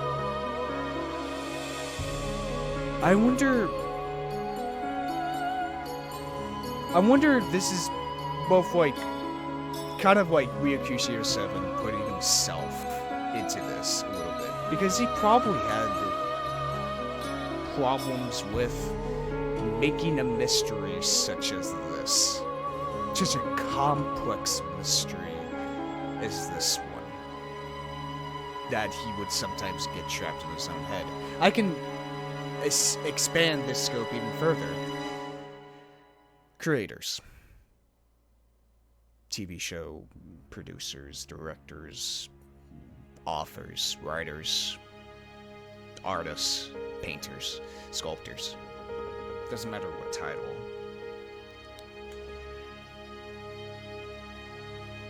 People like that tend to get stuck within their own head. They get stuck in their head, be it a plot hole, be it a wrong stroke of the brush, a mistake on set for a TV show. You could apply this to so many things. They get trapped in their own head. They quite literally get trapped in it. They think of a million different solutions as to how you can fix it, how the audience, how you make sure that the audience doesn't notice that mistake, that slip of the tongue, that misplaced object, that misplaced brushstroke, the wrong color used here, the wrong title used. I feel like that's what this is supposed to represent. Bador, as a creator, getting stuck within his own mind, trying to figure out how to solve this one issue so that the audience doesn't know about it. I have to be honest, I've been in that situation. I've been stuck in my own damn head. You know? Many times. Many times. I've always, you know... It's always in between, you know? When I'm doing the videos, when I'm recording, I do it as naturally as I can. But it's always in between. It's always before I start recording. I always get stuck in my head. Will this be good? Will people like this? Will the audience enjoy it? Will I make a mistake here? Will I say something that's wrong? That will have the wrath of the internet on me? Obviously, I'm not, in the grand scheme of things, I'm not important. I'm just a small blip on the ocean of YouTube. I know that for certain, but yet still, I'm afraid of that. I get stuck in my own head about it. Hell, even when I decide Let's Plays, when I decide the next game, I worry. I truly do worry if the next game I play will be good. Will people enjoy it? Will I enjoy it? You get stuck in your own head. There's no one to save you from your own mind. You're just stuck in there by yourself. Utterly stuck thinking of a solution, a possible solution, any solution to this. To solve it, to make it right. But the thing is, you may think for a million years, 10,000, a trillion. But you can't just think it, you just have to do it. That's what I've come to understand by this point. Is that no matter how much I think, no matter how much this is a good idea or this is a bad idea, I won't know until I finally just do it. Finally put it out there. No, put this video out there. I don't know how this video will do. I could probably guess, maybe a good estimate of how it will do. But I can't truly know for sure until it's out there. And I feel like that's what Ryokushio7 is putting to Bador right now. What he's putting Bador in this situation for. Of an artist, a creator, being trapped within their own mind and worrying what the rest of the world will think. If magic is suspension of disbelief, if this story is a story not just about a murder, but the art, the creation of a story, then this is important. To see how a creator deals with the ramifications of putting a story out there, piece by piece. Then hell, even beforehand, like a fucking scriptwriter, you know, or a screenplay writer, you know, like they have to revise it over and over, and then the studio has to film it, but they won't know if it's going to be a bomb or a success until it's after it's out. You could put your blood, sweat, tears into a project, but you won't know until it's out there. You can think of a million different possibilities within your mind, but you won't know until it is finished, until it is out in the world to see.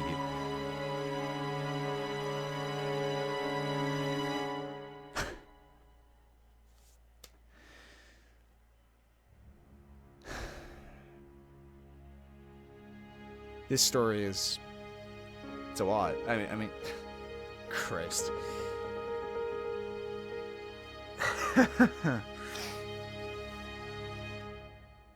I worry a lot. I truly do. I worry so much. And one thing I'm worried about most, I'll be honest. You know what? Fuck it. I'll just say it now. Who cares? It's what happens after I finish this game. That's the biggest worry I've had for so long. It's what happens after this game is done. Until after it's over. I won't know until it reaches there. And I keep thinking over and over what could possibly happen, but I won't know until I eventually get to the end of this game.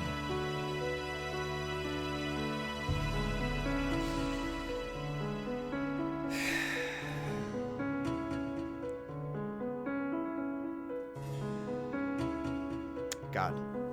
This game this game makes me talk about so many different things. Makes me think, makes me express. It does so much.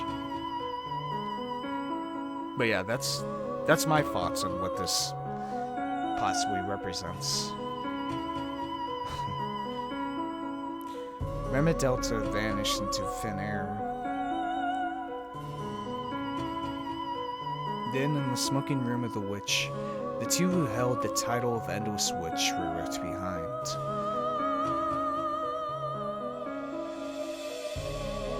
One had empty eyes. The other supported the first by his side. Ironically, it was the exact opposite of how their relationship had been in the previous game.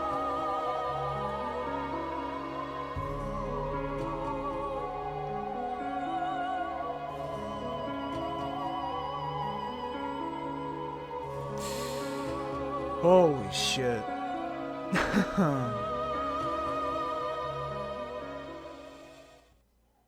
To be stuck within your own mind. It's a hell.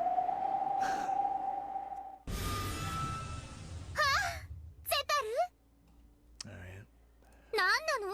大切なお知らせって。聞いてくれフルフル。僕たちのイメージソングが CD になって登場するんだ。嘘だー。嘘だー。Meanwhile, いつも同じような登場じゃ飽きたとお嘆きだったからね。ちょっぴり趣向を変えてみたの。僕たちはエンターテイナー。そして舞台は生もの。たまにはアドリブもなくっちゃだわ。余計なお世話だぜ。うぜえぜ。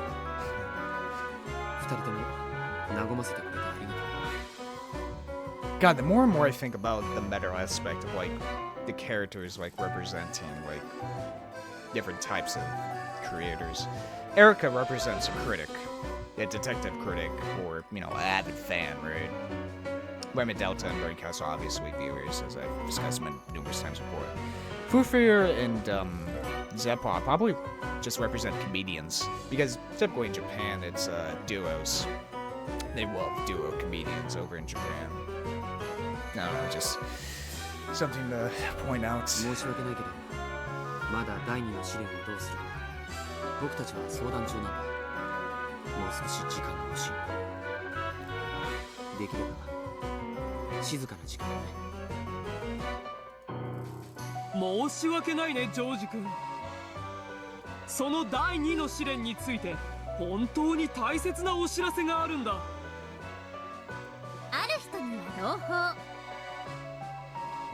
ある人には強砲かしら。強砲の人はもう事情を察してるだろうからね。何の話かわからない人たちは全て朗報さ。ベアトリーチェ様、何でもありません。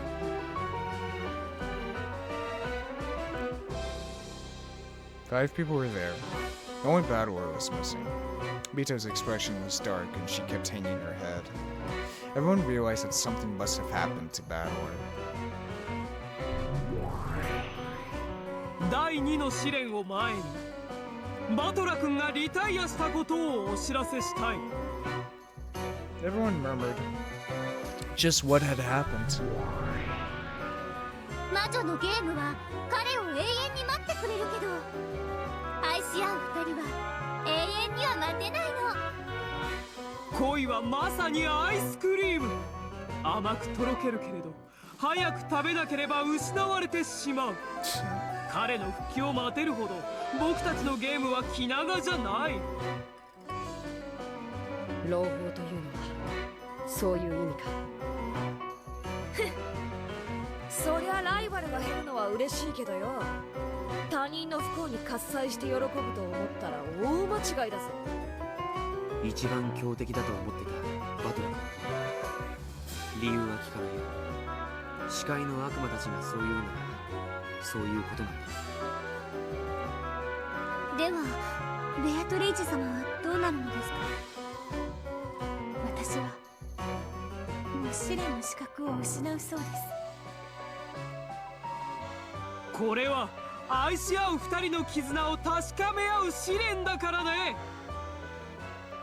今のバトラ君はそれができる状態じゃない。だからこの二人のペアは失格なの。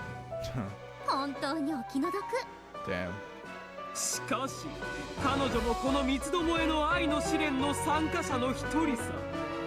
だからこのまま見届け人として立ち会ってもらおうと思うんだ。それは明暗だわ。彼女にも試練を乗り越えた二人を祝福する資格はあるんだもの。君はそれでいいのか。はい、最後まで見届けようと思います。そしてそれでも彼がすぐに戻ってきて資格を取り戻し、私と一緒に再び試練に戻ってくれることを信じています。私は彼女に見届け人の資格があると思います。異論はねえぜ。邪険にする理由もありません。しかし申し訳ないけれど強力なライバルが減ったんだ。バトラ君たちには悪いけど今のうちに僕たちの試練を決着させておきたいところだよ。さすがはジョージ君。私の中ではあなたが一番の本命なの。その冷酷さを備えた愛がむしろ熱さを際立たせてくれるんだね。とにかくこれで3組は2組に減り3組になっていた状態が解消されたわけだ。僕たちは1対2で負けることに怯えてきたから積極的に戦えなかった。 As a pure pair duo. 1対1ならただ潔く決闘するだけです。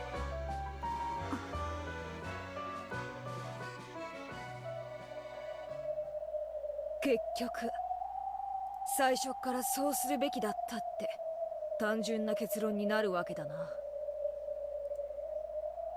The 4 people stood up as though responding to some invisible summons and faced each other, glaring. Only Pita was off to the side, watching the course of the young lovers' fight in suspense. Each pair of lovers possessed an unbreakably strong bond.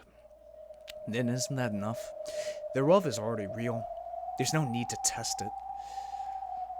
So why must they fight? The winners will be bound together by a magical miracle and the defeated will fall apart. Why have the demons promised us that we'll fall apart without a magical miracle? It's a great question. Why is a demon's game like this necessary? I don't understand. No, these people are important right now. I have to think of a trick for escaping as soon as possible, so that I can save Battle-san from that closed room.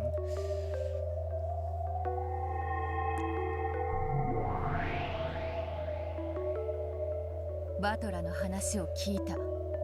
厄介なことになったらしいな。お姉様。可愛い妹にして一なる自分の片割れであるそなたをわらわなりにバトラの密室の謎に挑んでいるが、これは難解だ。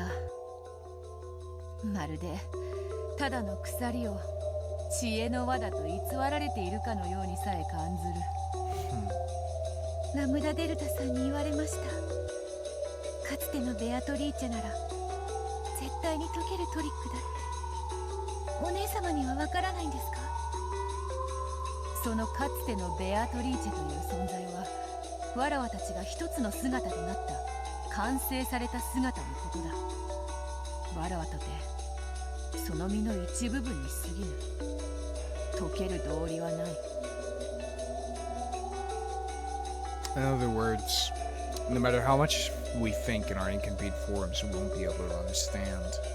Both the older and the younger sister have no way of solving this riddle. Beats shook her head, chasing that thought from her mind. 私は諦めません。あの密室は心を急速に蝕みます。一刻も早く助け出さなければパトラさんの心が壊れてしまう。無論わらわも知恵を貸すことはいとわぬ。しかしわらわとてあの密室は見当もつかぬのだ。 I mean, there really is not much to it. 私たちで知恵を出し合えば、それはきっと一なる私たちが至るのと同じ答えのはず。どうかお姉様も諦めずにお知恵をお貸しください。どうしてあのバトラのためにそこまでせねばならぬのかは相変わらずわからぬが、いいとも。他ならぬ自分自身の頼みである。わらは知恵を絞ろうぞ。ご覧フルフル、二人のベアトが一緒に考えているよ。あの二人は本当にバトラを救い出せるのかしら。救い出せるさ。愛の奇跡さえあればね。そうねゼバル、愛の奇跡さえあれば絶対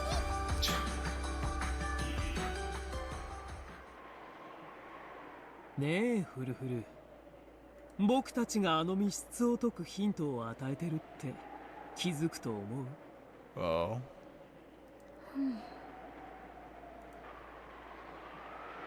The two Vitos huddled together, and straining their minds with all they had, they searched for a plan for saving Battler.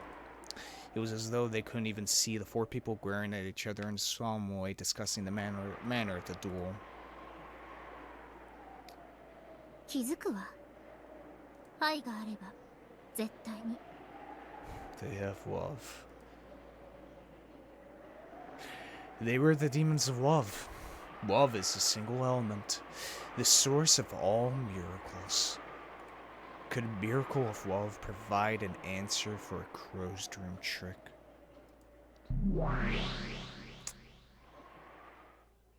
また出たわ。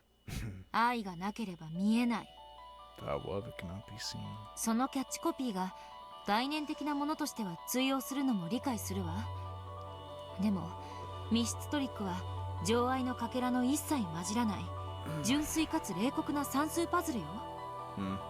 一体この悪魔たちは何をヒントだと語っているの？私はすでにある答えを持っている。 Of course you do. この悪魔たちの発言はそれが正しいことをさらに教えてくれている。はいはい、あんたはすごいわ。いつだって勝手に正解が分かってる。そして私には一言も教えてくれないんだわ。観測者ルールにのっとるなら、あんたがそれを私に教えない限り、あんたは正解が分かったふりをしてるだけの嘘つきの可能性もあるってわけだわ。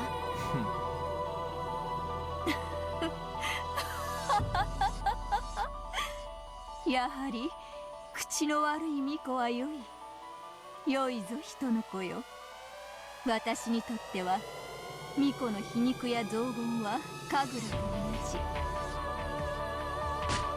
ああ、本当にイラつくご主人様だわ。お兄ちゃんのバカ。どうしてあんな密室を自ら。考えるがいい人の子よ。考えるのは物語の中の人物だけの仕事ではないぞ。朗読者のそなたにも思考を楽しむ権利がある。私はそれを見るのが楽しい。かけてもいいわ。あんた前の巫女には絶対愛想をつかされて逃げられたんだわ。私をなじって楽しむもよし、二人のベアトと共に悩むもよし、そなたが考えぬ限り物語は進まぬぞ。どうしてよ。私は朗読者でしょ。ただ黙々と読み進めればいいだけの話でしょ。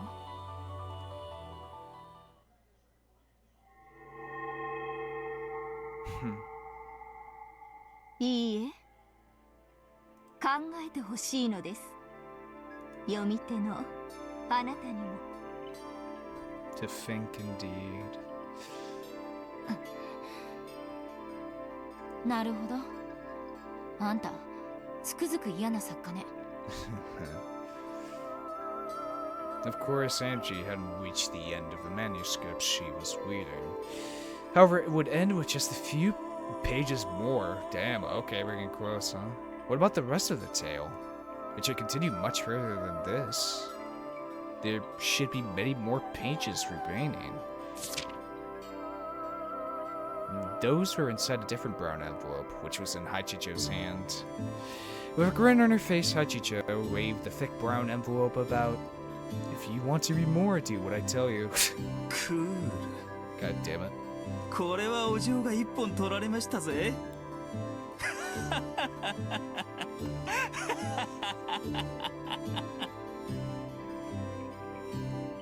Letting you read only so far for free, then stopping when it finally gets to the good part.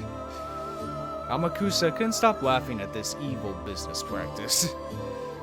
あなたなりの意見が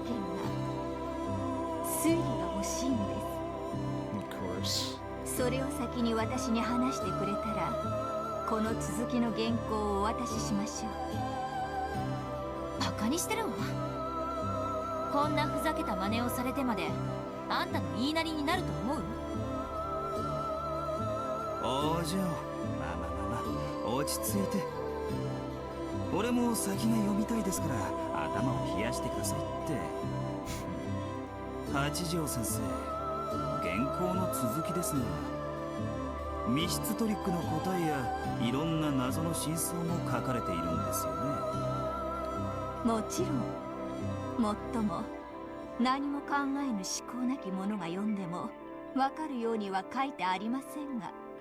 Now, how is that possible? あんたいつか熱烈な読者に裏切られたって刺されるわよ。それを分かっているから人前に出ないのですよ。人の子よ。とにかく八条先生はこうおっしゃいたいわけだ。I just realized something. Hachijo went under a pseudonym. Nobody knows what Ryukushi 07's actual name is. Ryukushi 07 means fucking Dragonite. Hell, even one of the funniest things, when Silent Hill F was first revealed and the writer was Ryukushi 07, a bunch of people were super fucking confused. Because that's not his actual name. I just realized that now. It's so fucking funny. まずは答えを聞かせる。答え合わせはその後だと。その通りです、青年。意地悪がしたいのではない。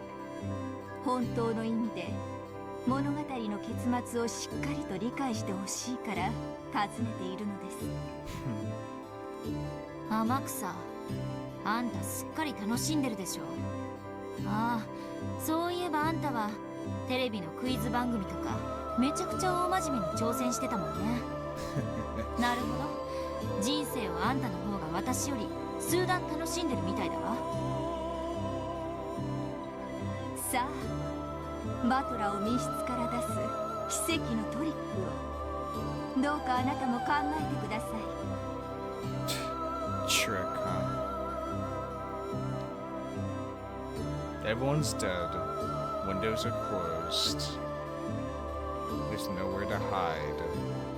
How can Badwer get out?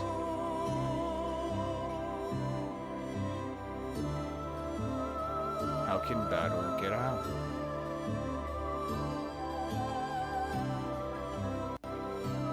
考えた者にこそ、いえ、考えた者にしかこの続きを与えたくないのですから。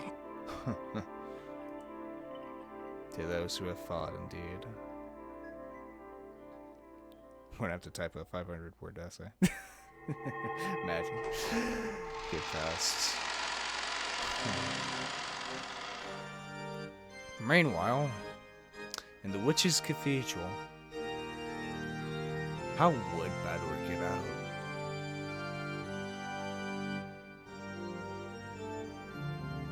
He can't break the chain. How would he get out? Huh. Anyway. No, considering everything that's gone on in here, maybe it should be called a demon's abode. Erika wanted to savor the memory of her perfect victory. Stood with the whole vast cathedral to herself as the flush slowly left her cheeks.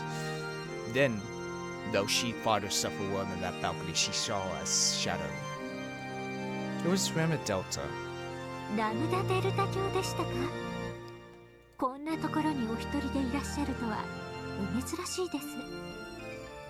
ああ、あんた大勝利おめでとう。おかしいわね。あんたには前回もそんなことを同じ場所で言った気がするわ。 Bit familiar.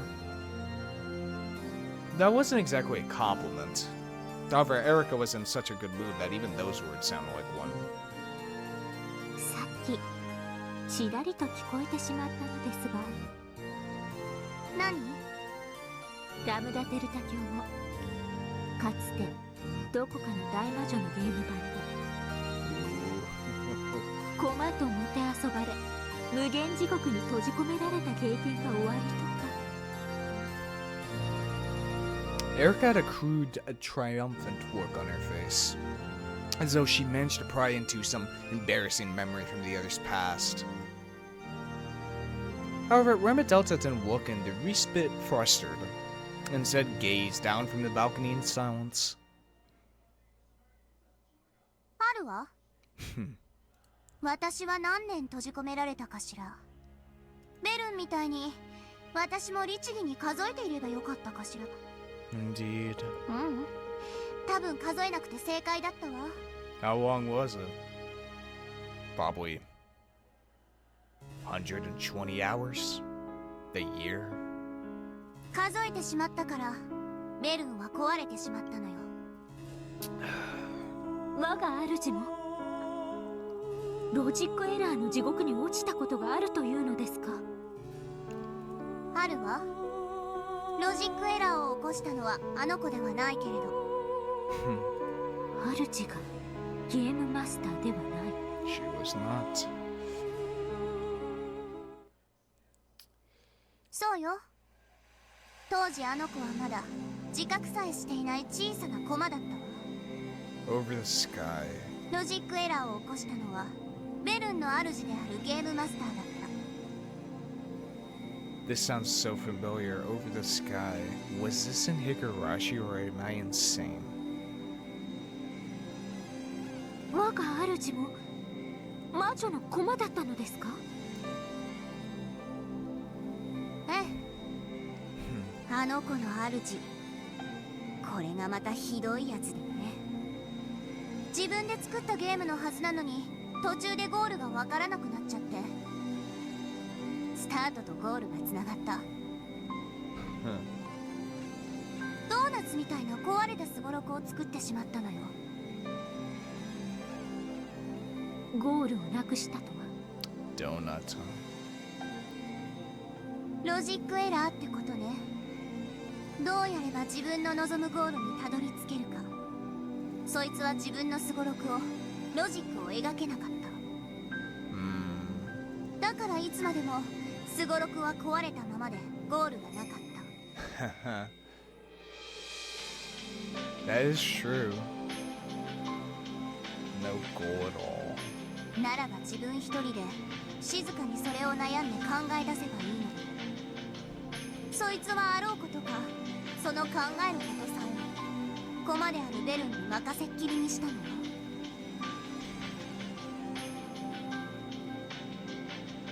On you. 無限の猿の定理って知ってる？ Damn Saturn. infinite monkeys. 無限の時間の中でデタラメにタイプライターを打ち続ければ、 Give an infinite amount of monkeys a typewriter, eventually one of them's gonna Y ham one. いつか偶然にも文字列がハムレットと全く同じ文章になるかもしれないという理論。いいえ、暴論ですね。ひどい地獄よね。ベルンは無限の時間の間、意味もわからずデタラメにタイプライターを叩かせられて、ゲームマスターは自分さえ思いつかないゴールを彼女に作らせようとしたのよ。Wow. Could Erika even imagine how horrible or hell that would have been? A job you have to do 100 times, and a job with 1 out of 100 chance of success that you have to keep doing repeatedly. Probabilistically, they may look very similar, but the difference in cruelty between them is great. Yeah. When you have to do a job 100 times, you steadily approach the end to get more efficient as you become more used to it. It eventually does end. However, a job that succeeds with 1 out of 100 probability doesn't reflect the hard work of the individual in the slightest. Everything is left to luck. In the worst case scenario, even the task of flipping a coin until you get heads can last more than 100 years. タイプライターの鍵盤数っていくつくらい？ 100個くらいかしら。それをデタラメに叩いてハムレットになる確率って何分の1だと思う？想像もつかないです。多分それはあまりに天文学的。そう、もはや無限にも等しい時間よ。それほどの気の遠くなる時間を、奇跡を打ち出すまでタイプライターを叩かせ続けられたのよ。 Typed out a miracle. I really like they're using the infinite monkey theory, right?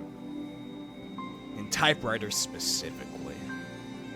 I wonder once more, is this another reflection, meta-ware of how, once again, creators try to create stuff over and over again, and eventually, maybe, perhaps by pure luck, they create a masterpiece, the magnum opus, not the likes of Hamlet by Shakespeare. They get lucky to do that. Aren't we all just monkeys typing away on our typewriters until we can create something of value, until we create something that is a masterpiece of writing, of literature, of filmmaking, animation? We just keep typing away over and over and over and over and over again until eventually we'll get it. We get it by pure luck, just smashing our fingers over and over again. This is definitely describing Higurashi. And how I think one of the commenters that I learned was the culprit was changed for Higurashi. It was supposed to be somebody else. I'll just might as well spoil it since you guys probably know about Higurashi. Just skip ahead like a minute. But you know, it was originally supposed to be Irie, but it was changed to Takano. You know, which is very, you know, interesting. I wonder if Rikushi 07 ran into that problem of where exactly to go with Higurashi. Maybe he had a structure in mind, yeah, but like it changed over and over again. There wasn't really an end goal to Higurashi. Well, I mean, there was an end goal. There was murders to solve, but like there wasn't like a defined goal. Well, Umineko, there's a defined goal. Find the culprit. Set up by like episode 1. In Higurashi, it was more ambiguous. It was more slice of life, really. So you know, I wonder if he's reflecting on that here. それが奇跡の魔女。あの子が魔女じゃなかったら、いえ、魔女になれなかったら、多分今も永遠にタイプライターの前にくくりつけられた黒猫のままだったわ。あの子は奇跡に愛され、見事に奇跡を打ち出し、魔女となってあの地獄を生還したの。Turned from that hell. その地獄があまりに長すぎて、過酷すぎて、あの子の心はすっかり壊れてしまった。だからあんなにも意地悪で残酷な魔女に。あんたも選べるなら、あんな主は嫌だったでしょ。そんなことはないです。我が主の駒となれて私は光栄です。我が主は強き者、虐げる者です。弱者を踏みつけるのは当然の権利なのです。いじめる側の人間ってわけ。最上級のいじめっ子の作り方って知ってる？いいえ。簡単よ。短い時間でもいいからたっぷりいじめて、不意にそれをやめ、今度は力を与えるの。これをやれば誰であっても最上級のいじめっ子に生まれ変わるわ。しかもすごいことに、本人はほんの3日しかいじめられてなくても、自分はいじめられっ子だと信じながら最上級のいじめっ子として君臨するの。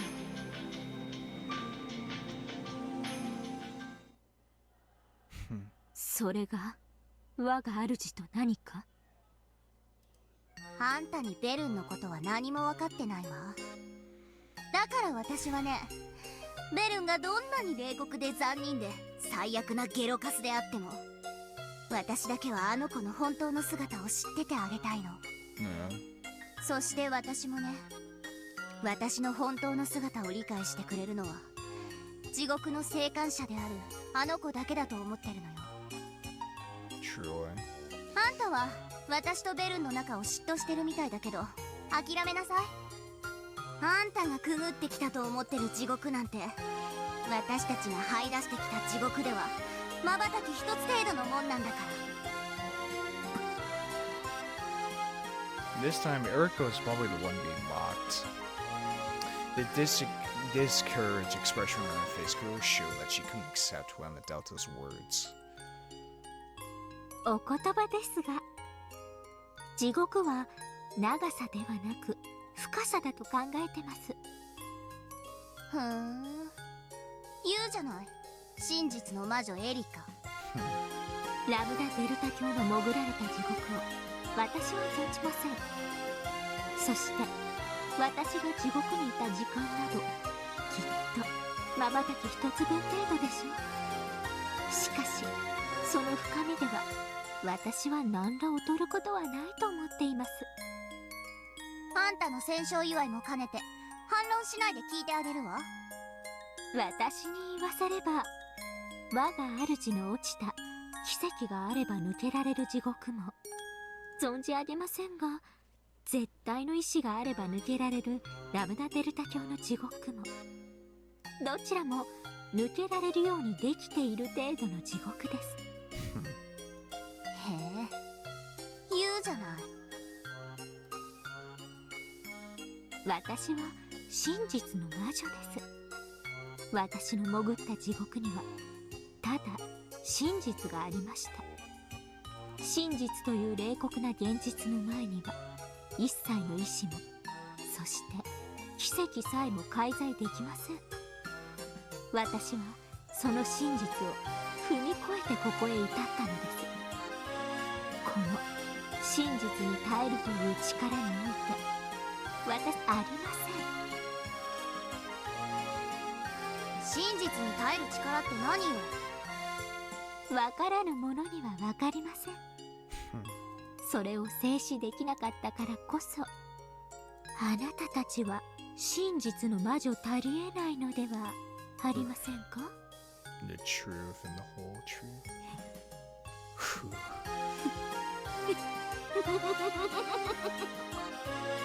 許すわ、その暴言も。それに相づちを打ってあげることがこのラムダデルタからの勝利の褒美。ありがとうございます、大ラムダデルタ教。あら珍しい。あなたたちが仲良くしてるなんてね。At some point, Bernkastel appeared on the opposite balcony of the cathedral. Erika, noticing her, cried, "My master," happily and dashed over. ラムダデルタ教に我が主の昔話を伺っておりました。奇跡の魔女である我が主にふさわしい奇跡の物語を。一度だけ許してあげる。はい。二度と私の昔の話はしないで。 Yeah, she hates it. A grimace rose to her face and blasted Erika's good mood away. Then she understood. Bernkastel was also a witch running from boredom. If it caught up with her, she would remember those never-ending days of hell. This is proof that even my master still hasn't gone over the pain and fear of hell. It means that she lacks the power to withstand the truth. For the first time, Erika felt just a little disdain for her master. 失礼しました。それよりこのようなところへどうしてお越しに？ Witch of truth. Maybe that's why I hate her so much. Because she's truth incarnate. No emotions, just pure logic, pure truth. Reality. あなたに褒美を取らせようと思って探してたのよ。褒美ですか？ありがとうございます、我が主。へえ、何それ羨ましい。何を取らせる気？まずあんたを仮でなく本当の魔女へ昇格することを認めるわ。後見人は私よ。真実の魔女フルドエリカ。ありがとうございます。仮が抜けただけじゃないの。その程度の褒美じゃあまり嬉しくないわ。 It's very interesting that I'm just thinking back to this now. Lama Delta said that only her and Burn are the last two left witches. もっと素敵なご褒美がいいわよね。 Because the rest are still in hell. いえ、そんなことありません。十分嬉しいです。 Of course, on the inside, Erika did want another present. Mimicking Lama Delta, she looked at her master to see if any further rewards would be coming. もう一つの褒美はあれよ。Bernkastel snapped her fingers.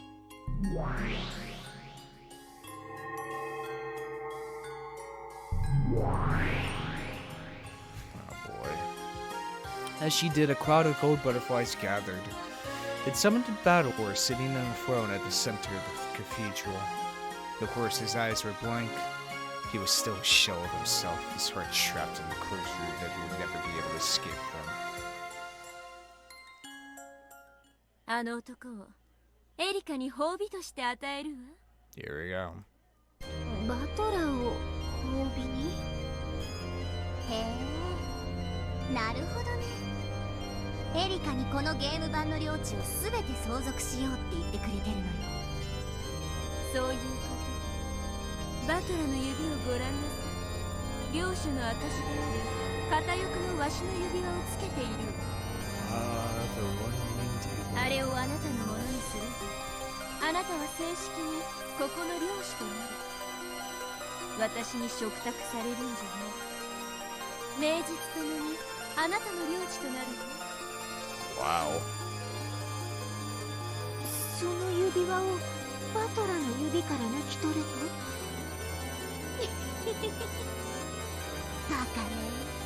女が男の指から指輪をもらえる儀式一つしかないじゃない。エリカ、領主夫人となってバトラをめとりなさい。バトラをですか？ええ、そうよ。永遠に目覚めない領主にはそばで支えて執務を代行する伴侶が必要だわ。つまりあなたがこの領地を支配するのよ。そして結婚式の後、指輪を交換する。バトラの領主の指輪はあんたのものになる。そして代わりにあなたは霊族の指輪をバトラの指につけなさい。あなたは永遠にバトラを支配し恥ずかしむ。この領地でゲーム版であなたの心が赴くままに大好きな物語を好きなだけ紡ぎなさい。領主はフルドエリカ。あんたの望む物語は全てが叶うんだ。領主は神。おめでとう。あなたはこの小さいけれど素敵な世界の神になるのよ。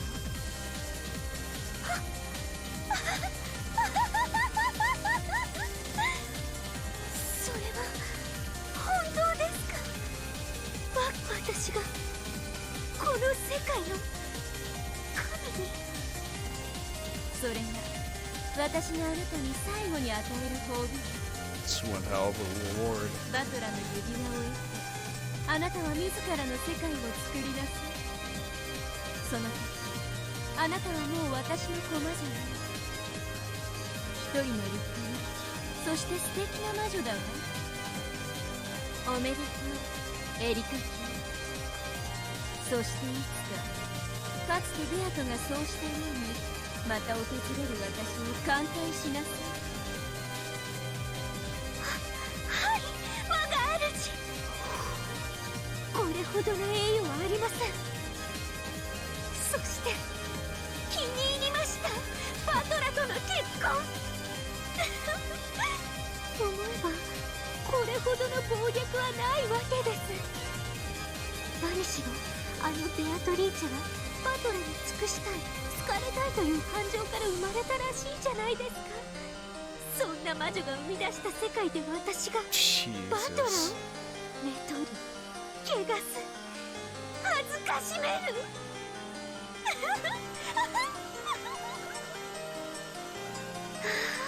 わかります。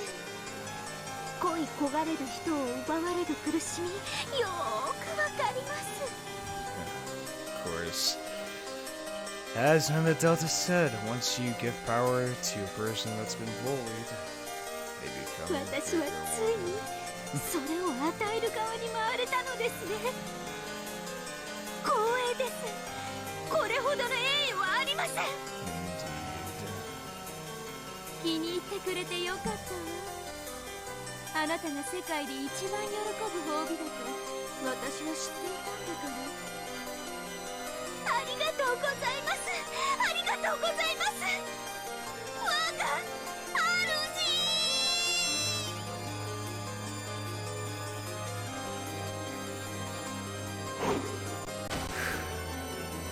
主。 Erika wept down from the balcony and walked wistfully towards Bador. Then she peered down at the reward she had just been given. フィナーレじゃない。結婚式をやるのね。そうよ、盛大にね。ベアとのゲームの最後にふさわしいじゃない。もちろんベアとにも招待状は送るんでしょ。来てくれるといいんだけ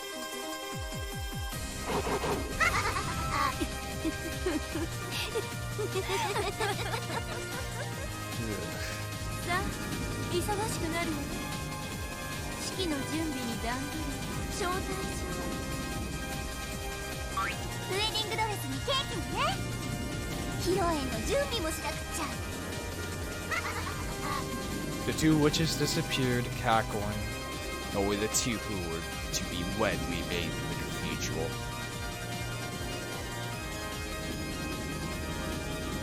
聞こえてます？バトラさん。これからあなたがどうなるか。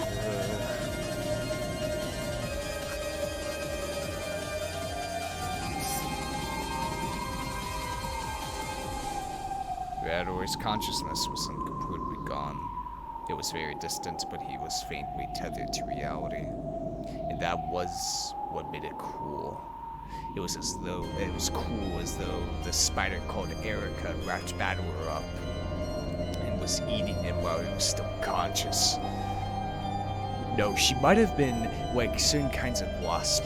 It was the cruelty of paralyzing her prey while it still lived, so that she could save him from later and eat him. In other words, her cruelty was that of a predator. 出られませんよ、その密室は。だってあなたがあれほどに赤き真実を並べ、西だから安心して永遠に閉じ込められていてください。そうしている間にあなたの体は私がたっぷりと恥ずかしめて差し上げますから。 Bad touch. あなたとの寝室は鏡張りにしましょう。あなたがどうやって恥ずかしめられているか、あなたの目にもよーく見えるようにです。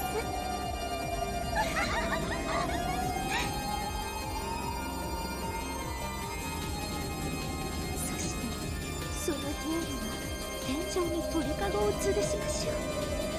その中にはあなたの愛しの魔女ベアトリーチを閉じ込めておきましょう。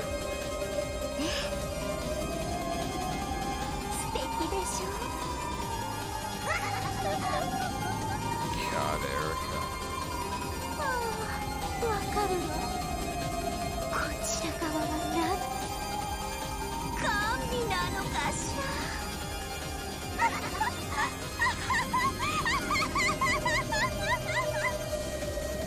As he listened to this mad laugh, Battler couldn't even bring a distressed expression to his face. His heart was still trapped in the closed room he had created. His body and soul would soon be trapped within a new closed room of Erika's. A closed room called marriage.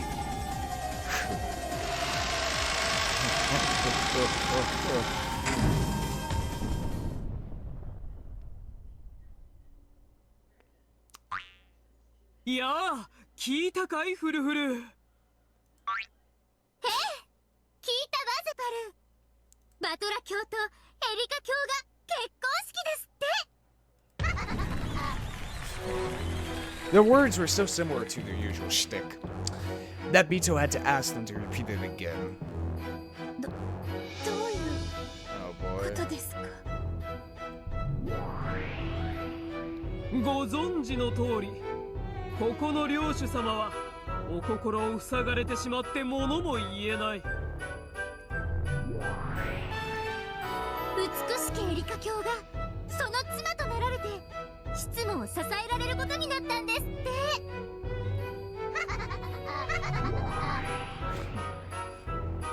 The two demons explained the situation in a very simple yet dramatic way. I know what's going on. They're planning to take advantage of the fact that Battler's heart is sealed away, and use marriage to lock up his body as well so that they can steal everything from him. At this rate, Battler's position as Game Master and his territory ward's ring will be stolen away. おのれ泥棒猫め、好き放題しよって奪い返そうぞ。わらわに関心はないが、そなたのこととあっては人事ではない。体だけ奪い返しても仕方がないよ。何しろ婚約証書には大ベルンカステル教が立会人に名を連ねておいでなんだ。 Great. 元老院の大魔女が立会人を務める以上、破棄は本人の意思以外ありえないの。 Gotta get him out then. バトラさんの心をあの密室から救い出さない限り。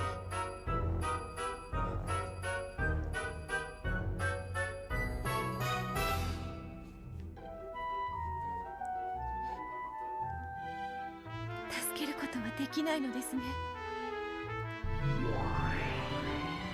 なら彼を密室から救い出す方法を見つけて。花婿を奪いに行くのね。ああ、それは素敵。それができればオペラにしたいほどの美しい物語となろうぞ。しかしながらバトラを閉じ込める密室のなんと難解なことか。 Just gotta figure out a trick. 出口は扉のみ。そしてチェーンが閉じられていなければ脱出は認められない。その上チェーンは外からは閉められなくて。入れ替わりに来てくれる人もいないときたわ。どう考えてもお手上げだ。諦めたらもう助けることはできないんです。今は諦めずに考え続けることだけが彼を救う唯一の手段なんです。 How do you get out of this? Nobita looked as though she was about to burst into tears. She clenched her fists tightly. She was so frustrated with her inability to think up any brilliant plan that her heart felt as though it would burst. ゼパルとフルフルは最も強力な悪魔たちに名を連ねるであろうが、その魔力はあらゆる不可能を可能としてきたという。そなたらの魔力もしくは知恵でこの不可能な密室を破る妙案は出せるのか。そうさ、愛ならどんな不可能も成し遂げる。Huh. 成し遂げられないということは愛が足りない証拠だわ。 Enough love, huh? それを言われると悔しいです。でも諦めない君の意志の強さには感服するよ。そんなあなただからきっと奇跡を起こせるわ。その奇跡のヒントくらい出せぬか。 Really not helping. そなたらとわらわは短い付き合いではあるまいに、別れの選別に我が妹にせめてヒントくらいは出してやれぬか。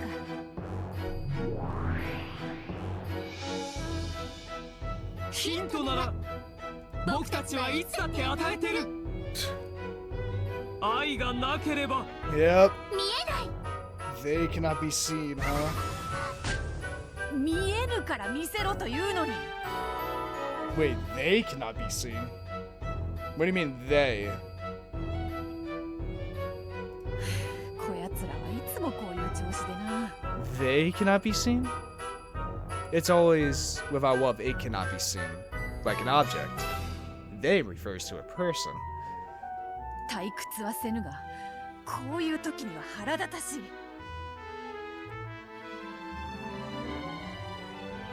Zephyr and Furfur certainly were demons possessed the great power. The power of love that they bestowed had created several miracles in the past, miracles so great that they left marks in human history.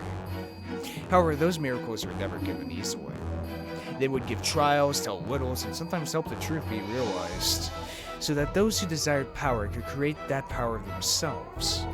No matter how pitiful the eyes that looked up at them, the two demons would never lend their power out of pity. As is with gods, and so it is with demons. They help those who help themselves.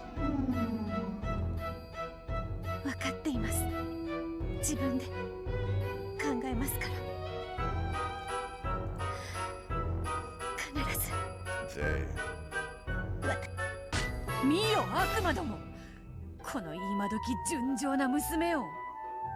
愛を司る悪魔として心が痛まぬか。出せ出せヒントを。ヒントのヒントくらいなら出せるであろう。 Hint, hint. Zeppa and Fufria looked at each other. Of course, there was no pity on their faces.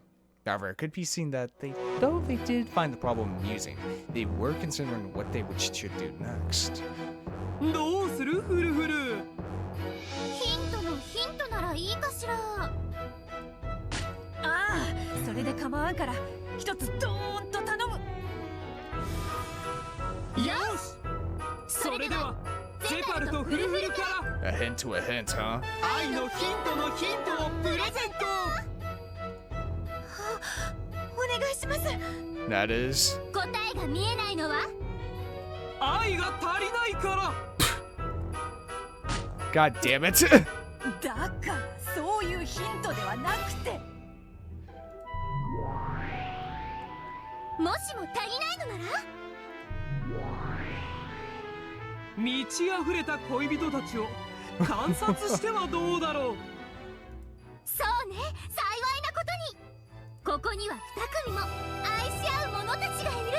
Watch two lovers overflowing with it. 彼らが愛ゆえに戦うところを少し見物していたらいいんじゃないかい。僕たちの試練を観測者の立場から見てみるといいよ。だか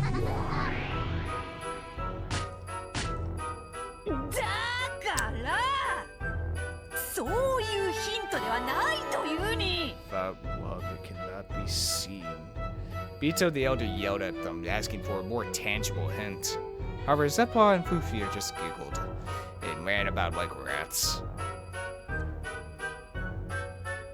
However, Bito took their hint to hint seriously.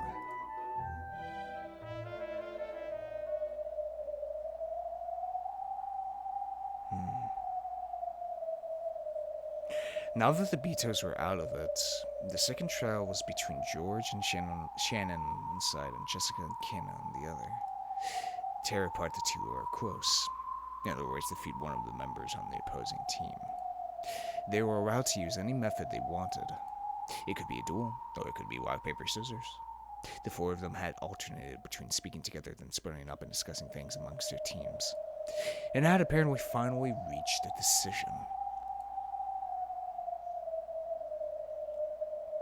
ゼパル、フルフル、いいかな。おや、やっとお声がかかったよ。なにジョージ、決闘の方法が決まったの？ No matter how much the two demons cheered the four of them on in a joking manner, their serious expressions did not waver. はい、決闘することにしました。 Okay.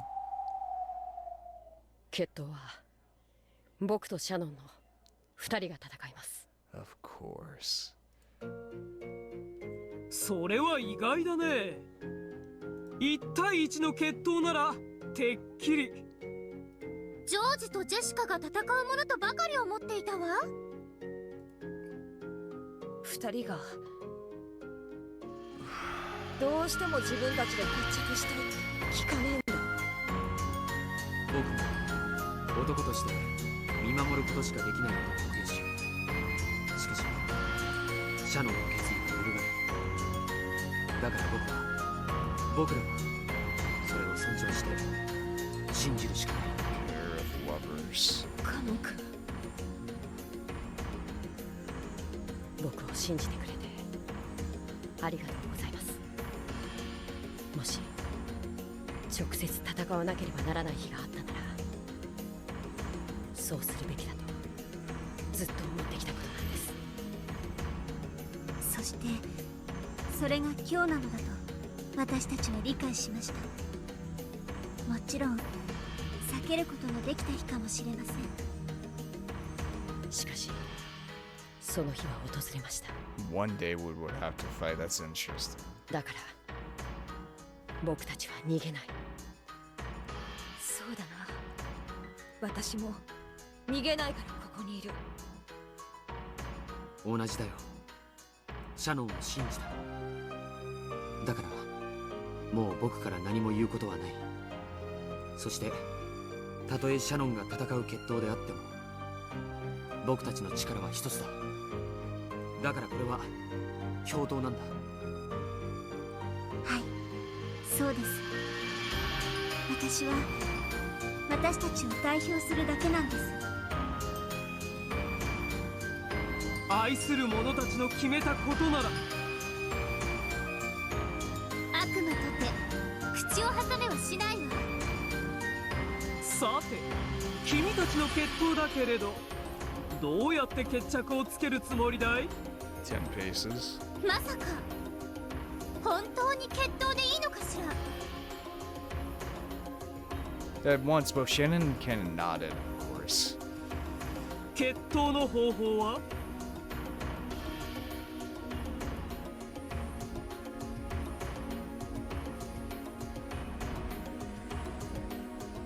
どちらかが死んで終わる方法なら何でも結構です。 Fight to the death. もし許されるなら苦しむことなく安らかに、そして死に至る以外の無用の傷つけ合いを避けられるものを望みます。 So one strike.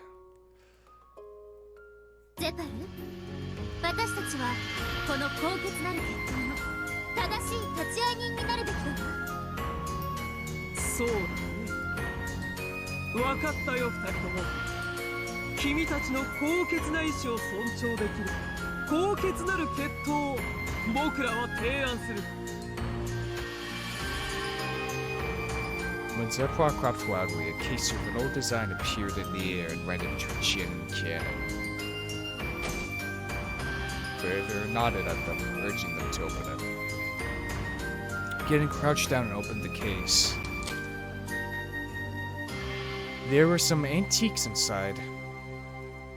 They would have looked splendid hanging on the wall at some classy coffee shop. However, they were not mere decorations now. Flintlock picture crystals. なるほどね。決闘にふさわしいじゃないか。Yep. Inside the case were 2 dueling pistols. Ancient with the kind used in the Middle Ages. Yes, this was a dueling pistol case that only those who wish for a fight to the death were allowed to open. 弾は一発ずつ。 Good old-fashioned flintlocks. From the great times of the golden age of piracy up until the American Revolution that decided many duels of men killing each other or women with one bullet. 君たちの要望に応え魔法を込めておいたよ。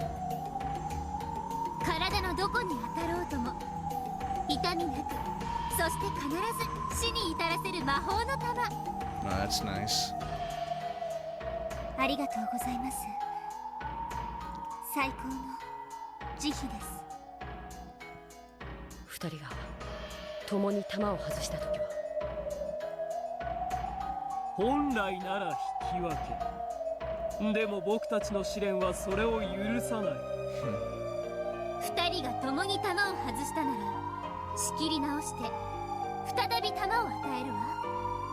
どちらかが死ぬまでそれを繰り返す。 Doesn't end until one of them's dead. 僕は依存ない。私もよ。よかったね。これで私たちはようやく決着をつけられる。 Finally settle this. 後ろ宮ジョージ、君をシャノン、いやサヨの立ち会い人と認めるよ。 Saya. 了解だ。後ろ宮ジェシカ、あなたをカノン、いいえ、ヨシアの立ち会い人と認めるわ。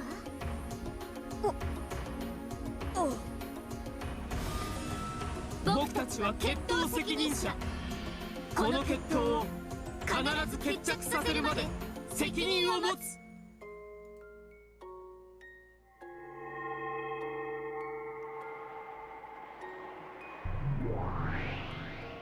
When Zeppa and Fufir cried these words out, the whole area was blanketed in the gold-colored light, and when it cleared, it had become the rose garden where golden roses bloomed.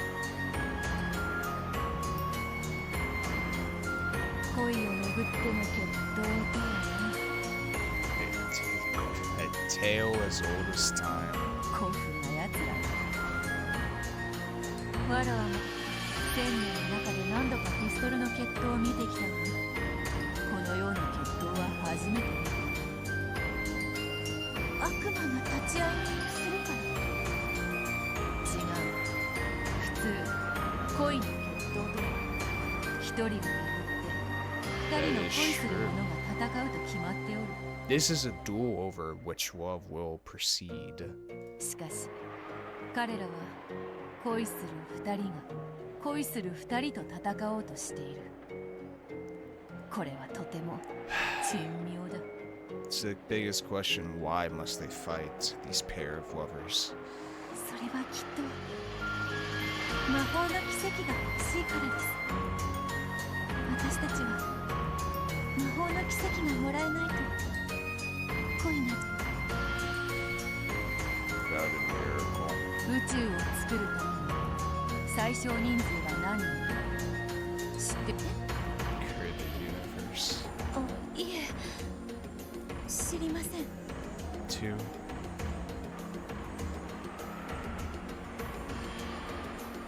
Shannon and Ken each took a pistol out of the case. We turned to their respective witnesses and checked the weapons over. Then, when they both decided that there were no problems, they checked once more to make sure that their opponent was prepared and nodded to each other. 問題がなければ決闘者たちは2人で背中を向けて立ち、決められた歩数を歩いて距離を開いてもらう。 Golden Age of Piracy, American Revolution, the Wild West. There's always a duel. それから合図と同時に決闘開始よ。 Western, Eastern, doesn't matter where. There's always a duel. ゼタル、その歩数は何歩がいいかしら。そうだね。ではこの決闘の因縁となる数字をそれにしようじゃないか。 Number, huh? 因縁となる数字？それはいくつなの？僕たちがよく知る数字さ。そしてこのゲーム物語が始まった時から何度も何度も繰り返されているあの数字さ。 That number. What そ number? れは19。 19. 面白い数字です。 19. No, it was always, well, I guess 19 people because we thought there was another person on the island. But I can't remember any other thing else containing 19. 気に入ったよ。全てと決別するにはいい数字だ。 19. Whenever the illusion of a 19th person was seen on this island, on which only 18 people were supposed to be, this number was used to refer to the witch, yeah? It was a number of years needed to create this tale. 19. It was a number of years it took to reach this unavoidable day. And it was the age of the true territory lord of this world. 19. 向かい合って19歩歩き打つ。 The true is 19? かなりの距離になるね。早打ちが有利とは限らない場合だ。 Then it can't be Maria. 先に打って外してしまったら多分それで決着してしまう。それを当てればかすり傷一つ負わずに勝てる簡単なゲームさ。それでは決闘者たち、背中を合わせて立ちなさい。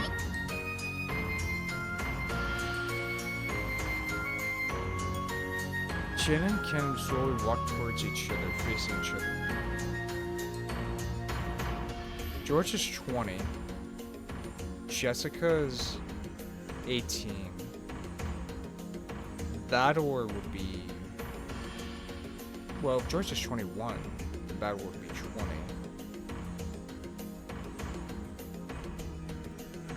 And once they turned away, they wouldn't see the other's face again until they killed them. So this face-to-face meeting would never happen again.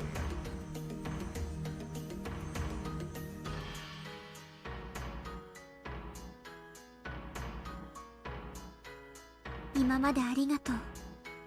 君という弟に出会えて楽しかった。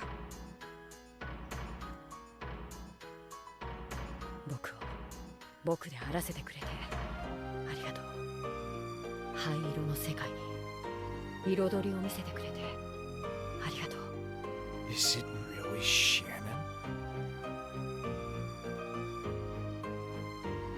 どうして私たちは生まれたんだろうね。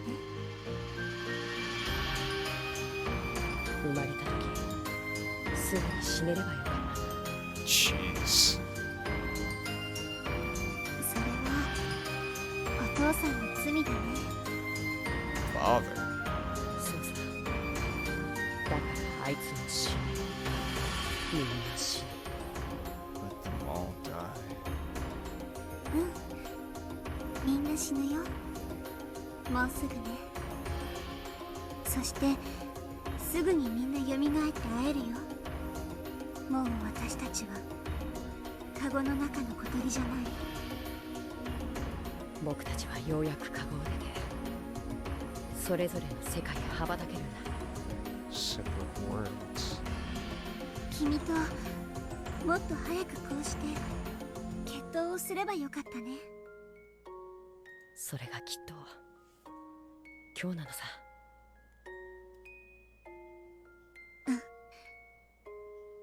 今日だね。1986年運命の日。私たちのどちらかが死ぬ。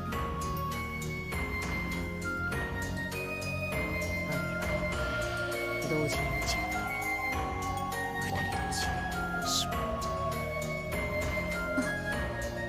それもありか。それでも全然ありだね。そうさ。それであっても必ず僕の心は成就されるのだ。決闘の必要あったのかな。あったさ。姉さんも言ってるよ。僕たちはいずれにせよもっそうだね。私にとって君は Are what? 僕にとって姉さんはもう邪魔なのだから。 Whoa.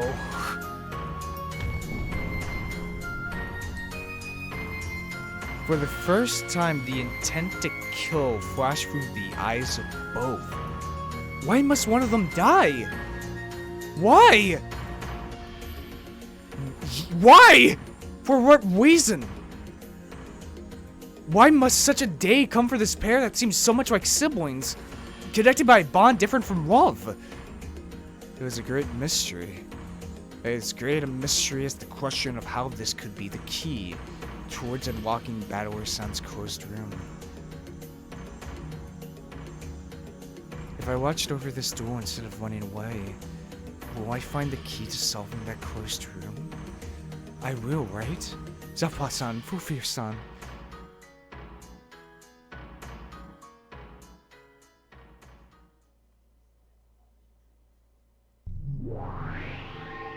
just get in the way and we'll fly to our separate worlds.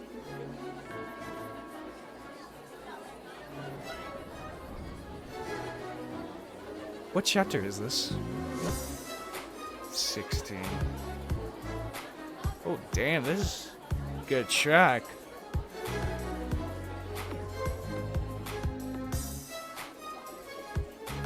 Damn.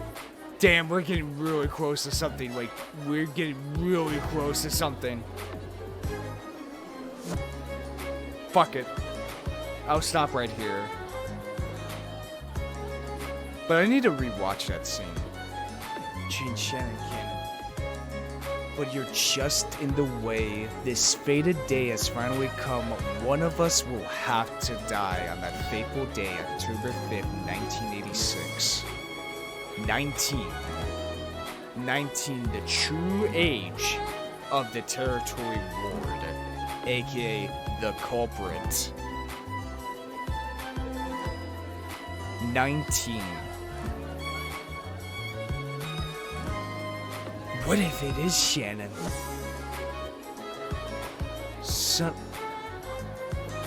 That's the only person that... I'm pretty sure... Yeah. No. Battleware's 19. He's not 18. Because we heard the man from that series past. But we know it's not Battleware. He wouldn't fight against himself. The only other two that would be 19 would be Shannon. It's not one of any of the adults either. Well, son of a bitch, huh? Goddamn, this was one hell of a chapter. Oh man, it's just really fucking picked up here in this episode. Like, fuck. God damn, this was really, really fucking good. So yeah, I hope you guys have enjoyed this type of content. If you did, hit that subscribe button. If you liked it, hit the like button when it's something. Put it down in the comments below. Check out this Twitter I hang out in. On my Twitter, check the description below. And yeah, this has been Voidlego. I'll see you guys next time. See ya!